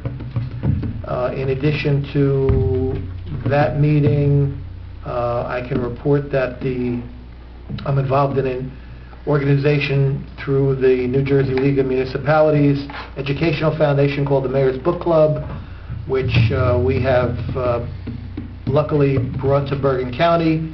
River Edge was one of the 6 schools asked to participate in the program. We had the kickoff on Monday at the Cherry Hill School. I read a book to the first graders. The first graders have accepted my challenge to read 1,000 books. We have 79 first graders. They have to read 1,000 books between now and the end of April. And then if they meet that goal, then they will be given a donation of $1,000 to their school library. And it's a worthwhile event, and I think that our first graders are going to surpass the $1,000 goal. I think they're going to maybe hit 1,500, and we're going to have a big party. In addition to that, I'll report that that there's another program by the New Jersey League of Municipalities for scholarship for seniors and juniors in high school. The name of the program is the Governmental Recognition Program. There's an application form that I sent to Superintendent Fletcher. The program is available, the competition is available to any River Edge resident that is a senior or junior in high school. They have to write an essay on what my local government does for me. And then the essays are judged by me, and I pick the top 3, and they go into a state competition, and everybody gets a certificate of recognition, and the winner will get I think it's a $5,000 scholarship. Mayor, I said you were finished. I just need to make a correction. I said, just like, for some reason, confused Anthony and I confused the 2 Joes. It was Joe Zemenies who was approached, not Joe Staros. But for some reason, I said Staros when I was thinking Zemenies, and I realized I had misspoke. And finally, I would like to publicly say that I am very pleased that I'm getting more OEM nixles from our OEM coordinator, Tom Smith. I think he's really stepped it up a notch, and he's sending out weather and community-related nixles on a more frequent basis, and I want to applaud him for that. That's my report. We have, there's one more report I forgot to give, which is that I can publicly announce that we haven't received it in writing yet, but I am told that we have been awarded an $800,000 grant for streetscape on what is called Section 1, Phase 3 of the streetscape project that is on Kinderkamak Road. The phase that I believe was awarded to us is from Delford Florist all the way up to the Oradell border. to have sidewalks and decorative lighting. Lamps, right. So that's an $800,000 grant. I have also been informed, but I do not have it in writing, that we have been awarded some $400,000 in change for basically our entire application that Capital Alternatives made in our Safe Streets to Schools program. And that $400,000 covers sections of sidewalks that service the middle school, the Roosevelt School, and Cherry Hill School, including a section of Kinder Kamak Road. So I've also been told that that's been a grant that's been awarded. So that's a combined grants we've received this year of approximately $1.3 million. I look forward to sitting down with Marlene Casey from Capital Alternatives, who just got her hip replaced and is not walking around yet, to see what if any grant opportunities are available in 2015. So if any member of the council has a suggestion for a DOT grant or another grant opportunity, let me know, keep it in mind, put it on the agenda. When we have Capital Alternatives in, we can give her our suggestions. Anything else? May I compliment your community center report? Yes, A go couple ahead. more. Essentially, Kanzani Architect was charged with taking a mush of written information and translating that into a program of space requirements, which will serve the basis for our next meeting. In fact, I'm going to suggest to Ed and the mayor that it's time to solicit Kanzani in having a follow-up meeting for that purpose. That list will serve the basis for our request for proposals to several architectural firms for the architectural design and engineering services of a community center.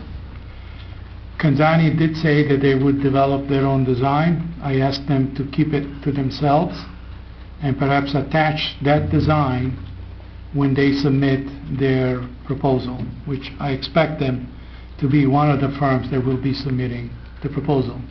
The rationale for that is because you really don't want to condition any other architectural firm with somebody else's design. That's not the right approach. All you have to do is remember what happened at the World Trade Center. A guy named David Lipskin won all the competitions. Then politics got into the fact and none of his design was actually built.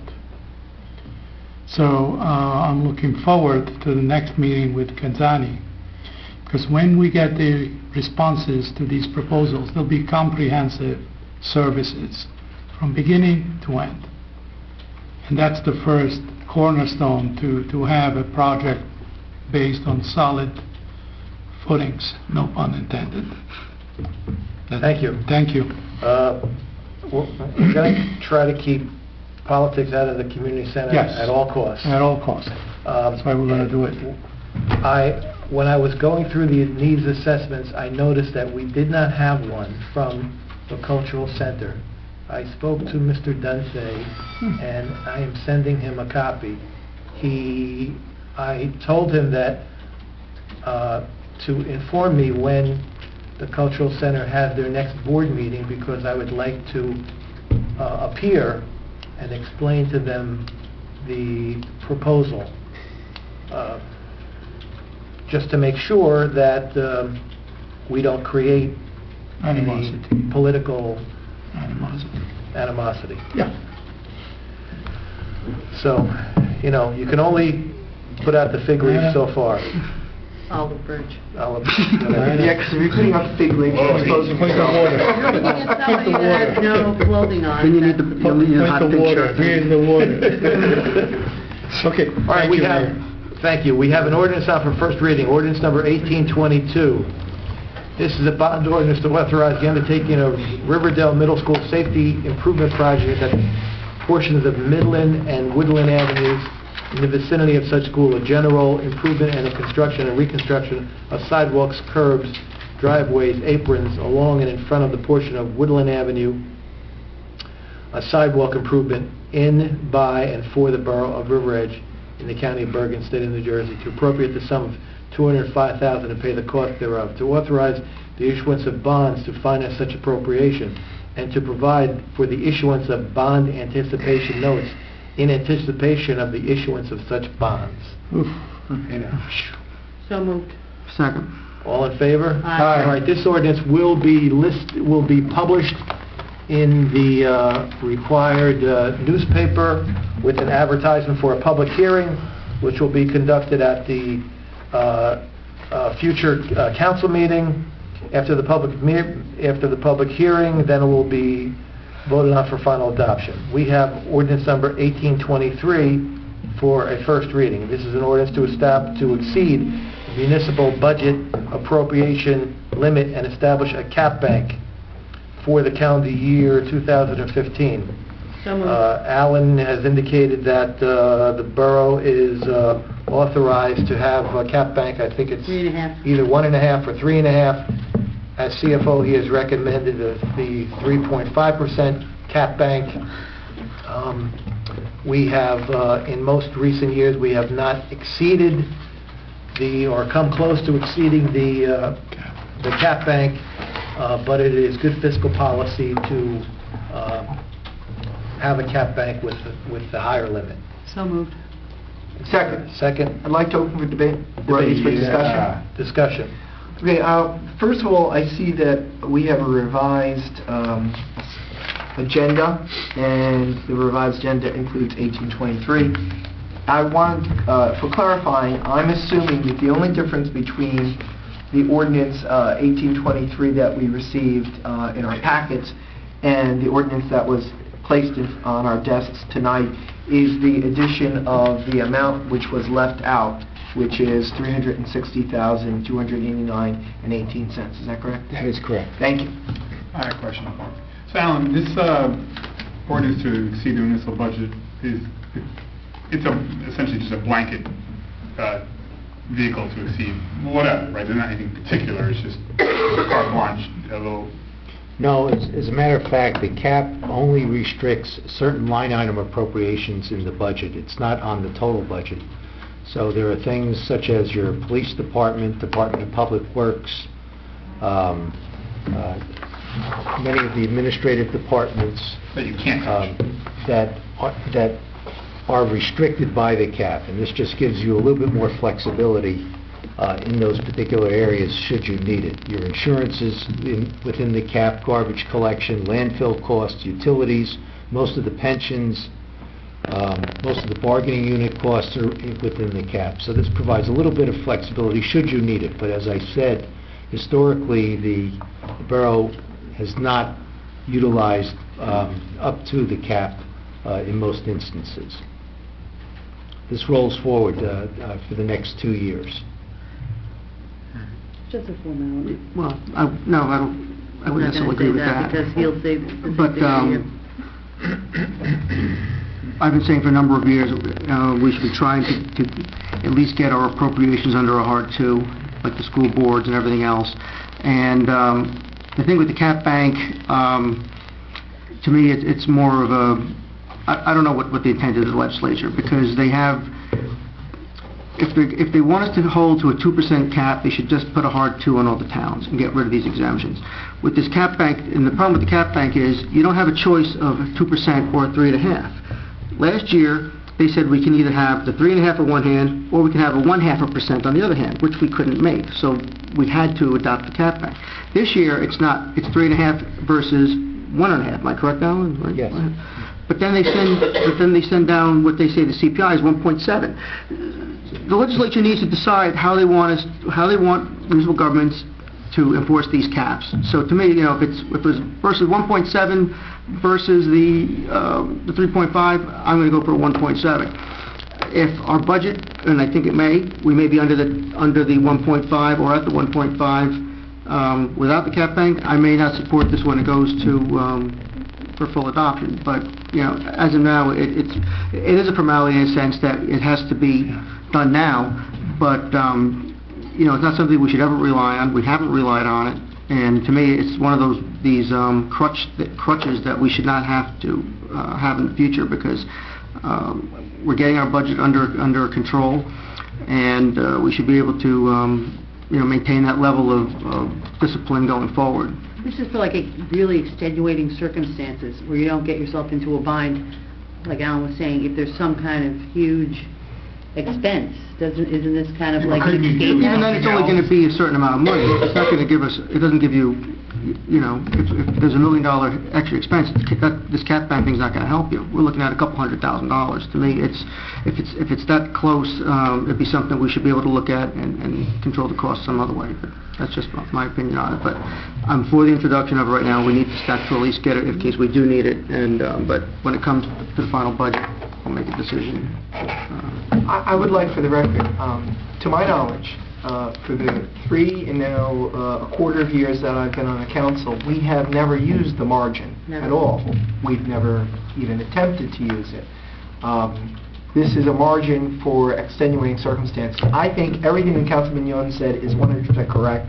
I respect and agree with it. But I also think that since at least this council doesn't desire to use the margin, since the margin is simply there for extraordinary circumstances, I just want to be on the record saying that's why I'm supporting But we haven't been in compliance. That's the point. We've had to have the cap bank to meet what they've said is the lower limit, which means arbitrarily too low. Yeah, I agree with it. So that's the problem. I agree with everything. It's not that we're using it. So the legislature, the way it's a flawed process, because they're making you do a 3.5%. We've had to use that, but that's because we can't meet the alternative of the 0.5% like last year. I don't think anybody could. Probably not. Not last year. We were almost 2% over our overall budget, and I think it'll be a little less this year. So, to me, we may actually get close to it, but at the 1.5, I'm not sure either at this point. But that's what I'm saying. I don't think it's a good law the way it's written, and ask Alan. Going through those calculations doesn't seem very simple either, because we were sitting down last week trying to go through something, and as well, it's one of these domino things. You change this, and all these different things change, and this comes out of the calculation. We have to work with what we have. It's unduly cumbersome. That's my opinion of it. We're trying to get out of here by 9 o'clock. Day 51. We have 9 minutes to go. So I made There's a motion and a second. We had some discussion. We have a motion and second. Let's have a roll call, please, on 1823 on for first reading. Yes. Papaleo? Yes. You should be that good looking. Yes. Yes. Yes. Thank you. This ordinance will be advertised for a public hearing, at which time after the public hearing will be put on for a final vote. Next, we have an ordinance on for second reading, ordinance number 1821. This is an ordinance amending and supplementing Article 2, Section 400-38 of the River Edge Borough Code, establishing the creation of on-street handicap parking spaces for a private residence. In particular, this ordinance would create a private handicap parking spot at 696 Center Avenue on the east side. Do I have a motion open to the public? So moved. Second. All in favor? Aye. Would any member of the public wish to speak on, for or against, or ask a question on ordinance number 1821, establishing a handicap parking spot in front of a private residence? How do you feel about that, Lou? I have a motion to close the public hearing. So moved. Second. All in favor? Aye. And I have a motion for final adoption. So moved. Second. There's a motion and a second for final adoption. Roll call, please. Yes. Yes. Yes. Yes. Yes. Very good.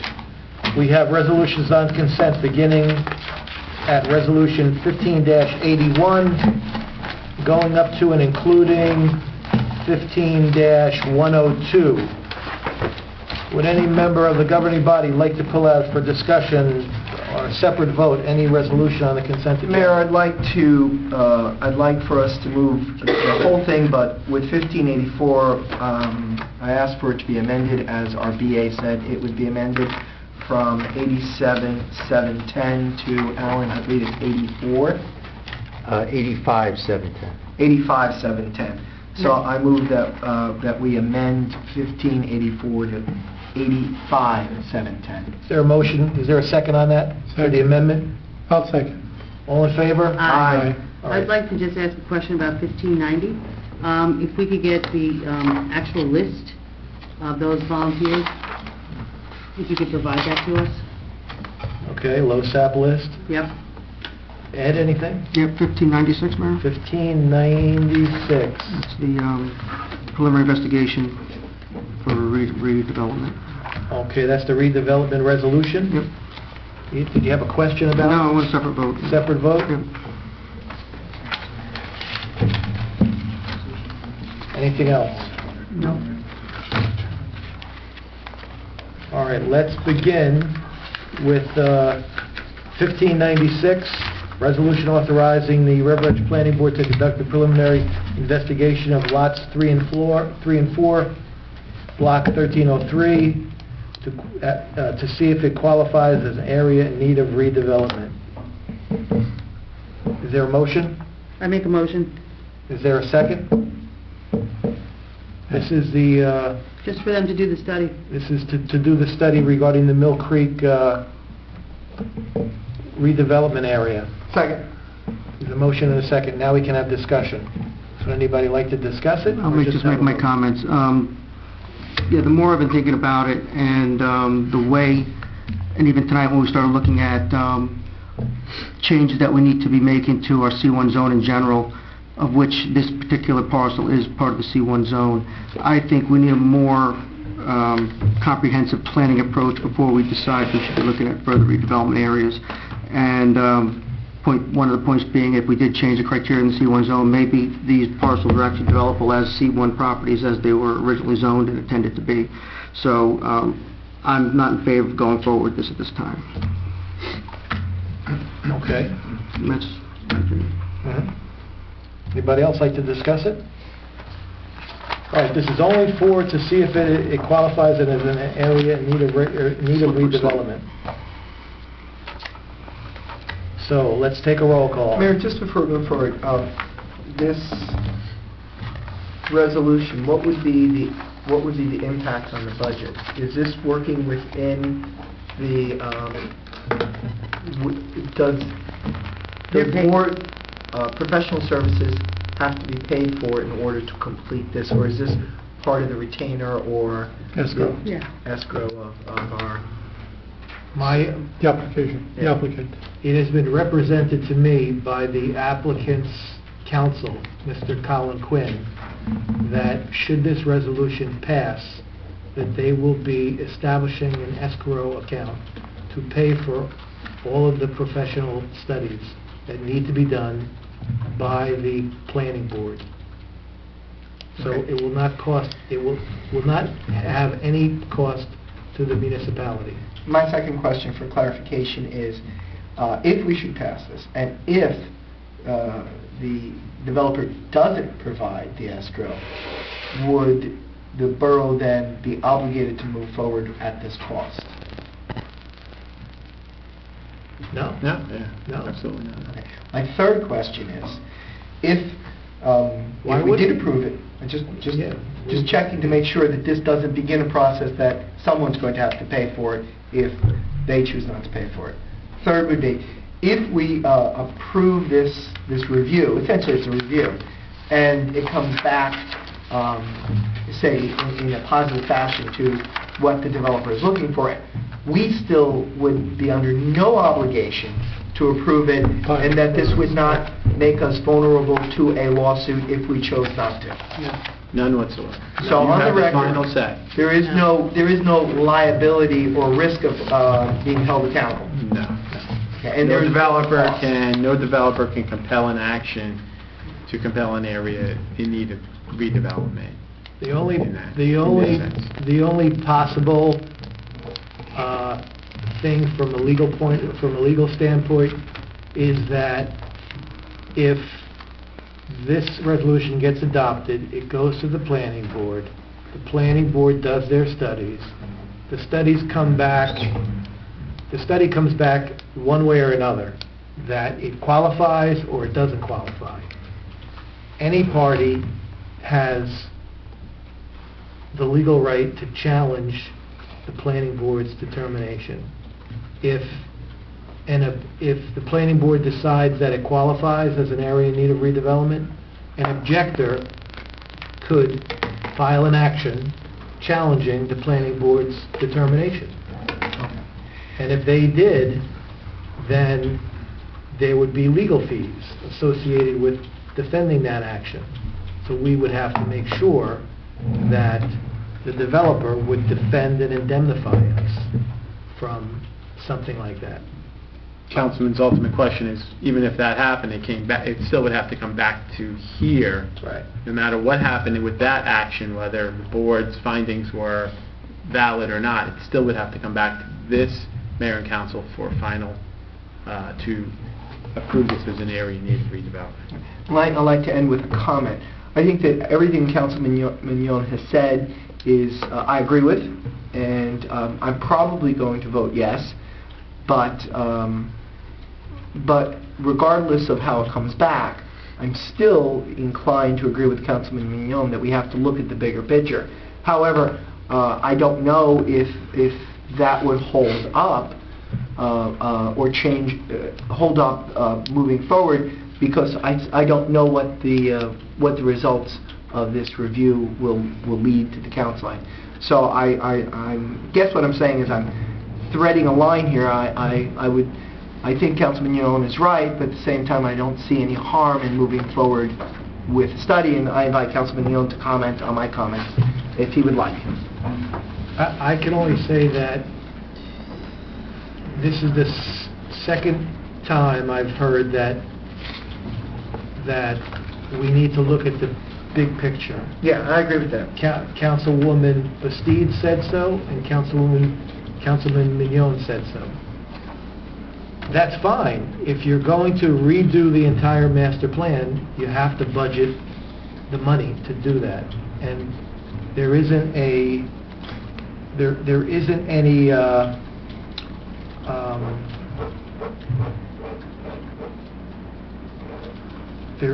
Detriment. What? Detriment. Not detriment. There isn't anybody who has said, I want the budget to include X number of dollars to revise the master plan, to look at the big picture. You haven't heard my full statements on the budget yet, because we're still working on the budget. I know. This is please don't try to interrupt me when I didn't interrupt you. I apologize. So if you're going to say that the big picture should be looked at, you should put up the funds, the funding, in order to do that. Over 10 years ago, we had this Nelson study that looked at the big picture and gave us a beautiful looking project on paper, but nobody in their right mind wanted to come into town to build it. So now we have an opportunity to start small on these two lots, using a tool that the state has given us, the redevelopment statute, to see if these two lots qualify and are eligible for redevelopment.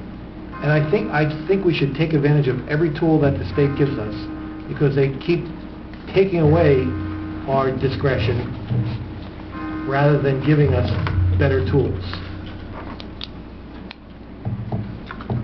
The only comment I'll make to that is that there's nothing that's going to come by making that a redevelopment plan that you can't do today, with the exception of maybe a pilot. Mill Creek can come tomorrow and make an application to the zoning board, but they can't get a pilot.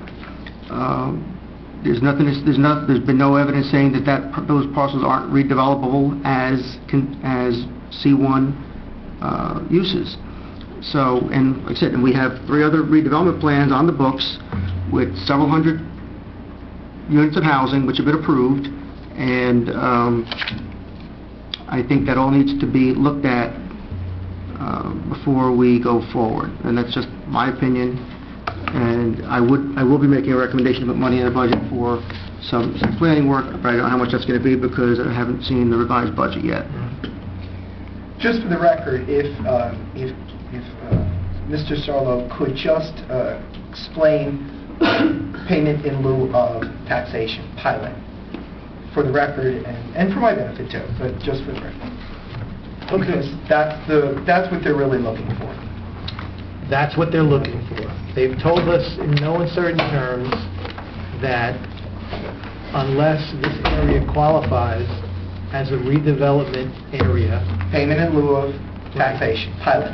So if you could just comment on that, that would be good, so we can put that in record, and so when people look at our voting, they understand why we're voting the way we are. So do you just... What is the impact on the borough if a pilot is granted? The impact on the borough? Explain pilot, payment in lieu of... I can't give you an impact, that's for... Right. That would be a financial, I think that's something you were looking to study. A payment in lieu of taxes is an agreement that an area in need of rehabilitation can only be 5 years, an area in need of redevelopment can go up to 30 years. Yeah. It is a set payment that is set by the agreement, by the borough and the developer. A set payment in lieu of taxes, the developer would make a payment to the borough each year, and it can go up every year based on a percentage. That goes directly to the borough. It doesn't go to no portion of that would go to the school system. It's directly to the borough. So that's why a lot of boroughs feel that there's a benefit to that, because they're getting the full amount. They're not getting a portion of it where the other portion is going, to it. Obviously, there's a benefit to the developer also, and the payment of lieu of taxes is obviously a lot less than what the taxes would be.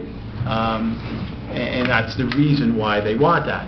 The borough standpoint is, well, we're not paying a big part to the school, so we're getting a larger part than we would have, and the developer is saying, we're paying less than what we could, and we're under the tax, and therefore we're making it feasible. So that's basically what it means. It's a payment in lieu of taxes. And with who an determines agreement. the level of that payment in lieu of taxation? Pilot. Great question. Yeah, I think the ultimate would be an agreement, a developer's agreement that would come. Your tax assessor would be a huge part of you would rely on your tax assessor negotiating that with you. And would we be obligated, could the developer sue us if they didn't like the payment that we would agree to? Can they force us to a lower payment? It has to be, it's a completely mutual agreement. It's a contract. I just want that all on the record. Yeah. No, It's a contract. If we never sign a contract, then there's never a pilot. The way I would explain it to you, Councilman, is that we have every property in town is assessed on what's called the ad valorem system, based upon the value of the property. A pilot does away with the ad valorem system. A pilot is the municipality agrees in writing with a property owner that in lieu of the tax assessor assessing your property and applying the tax rate per 1,000, that you are going to pay a set amount of money. And in a pilot, 100% of the payment goes to the municipality, where under the current ad valorem system and our past adopted budgets, approximately 66% goes to the Board of Education, 23% comes to the municipality, 8% goes to the county, 1% goes to the open space, a third of a mil goes to the library. That's how the tax bill is broken up now. Yeah, I appreciate you answering. These were mostly rhetorical questions. I had found the answers, but I don't think I could have explained it as well as you could have, and I wanted it as part of the record to, so people understand the voting if they should review this come in the future. Let me just add on, one, I use the fancy words ad valorem, I try to keep it simple, but so be it. There are ways, though, and a lot of times when you do the pilots, the towns or the school boards are concerned, well, it's going to now increase school-age children, we're going to get this burden, we're not going to get the money. There are ways when you get to the point of negotiating, they'll come and they'll say, it's only going to have 3 or 5 school-age, we're only going to generate 3 or 5 age school children on a 200 apartment complex, and that's what they say. So there's ways to say, okay, so after the 5th child, let's just using these numbers, you're going to pay an additional $10,000 directly to the school for every child above, 5 that you generate that are enrolled in the school system. So there are safeguards also to protect the school system. So when the 30 kids now don't come out of there and they're saying only 10 are going to be generated, and now the schools are going to be burdened. Because you also don't want to just burden the school system either. So there are ways to protect the school system when and if the day ever comes in the future that we're actually sitting down and negotiating some type of pilot. Thank you. But I would suggest to the council again that we contact this developer and make an appointment to go and see one of their other developments that they have already built, so that we can tour it and decide if we want to continue with this discussion or not. Thank you. Satisfied. All right. Let's have a roll call on that resolution. Councilwoman Burke. Yes. Councilman Cole. No, I still want to go for lunch though down there. Councilman Councilman Leon. No. Councilman Aguirre. Yes. Councilman Castellano. Yes. Okay, that resolution passes.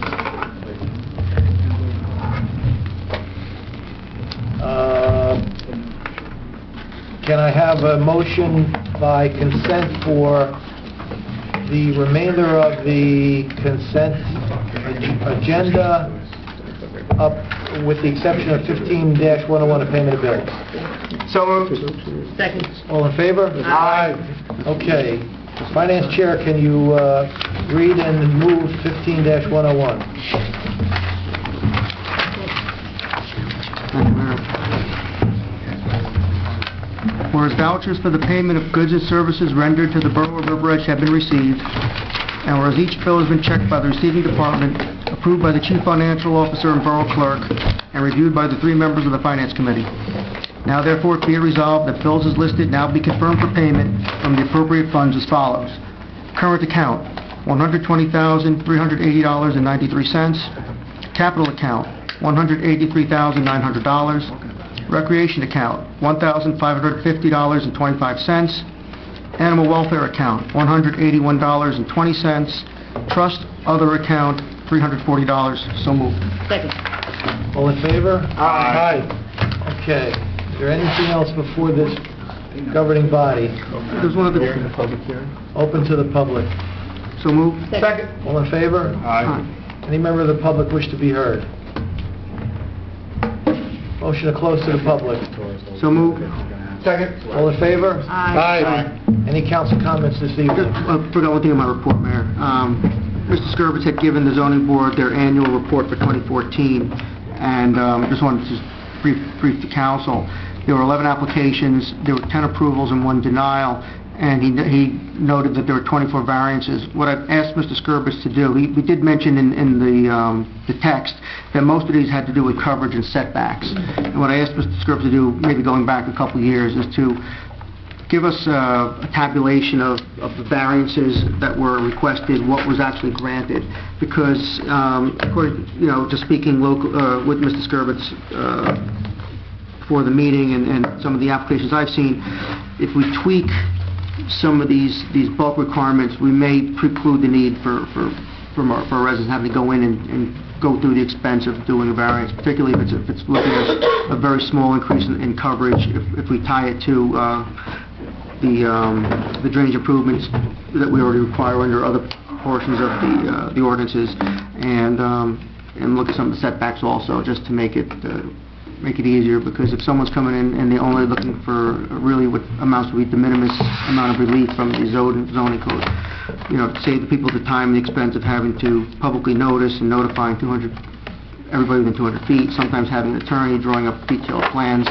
So it's something that sort of brings to the council's attention, and something that we'll be working on this year.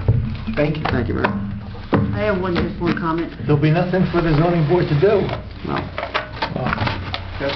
My comment is to piggyback on Councilman Capola's report about this new special kids instructional lead.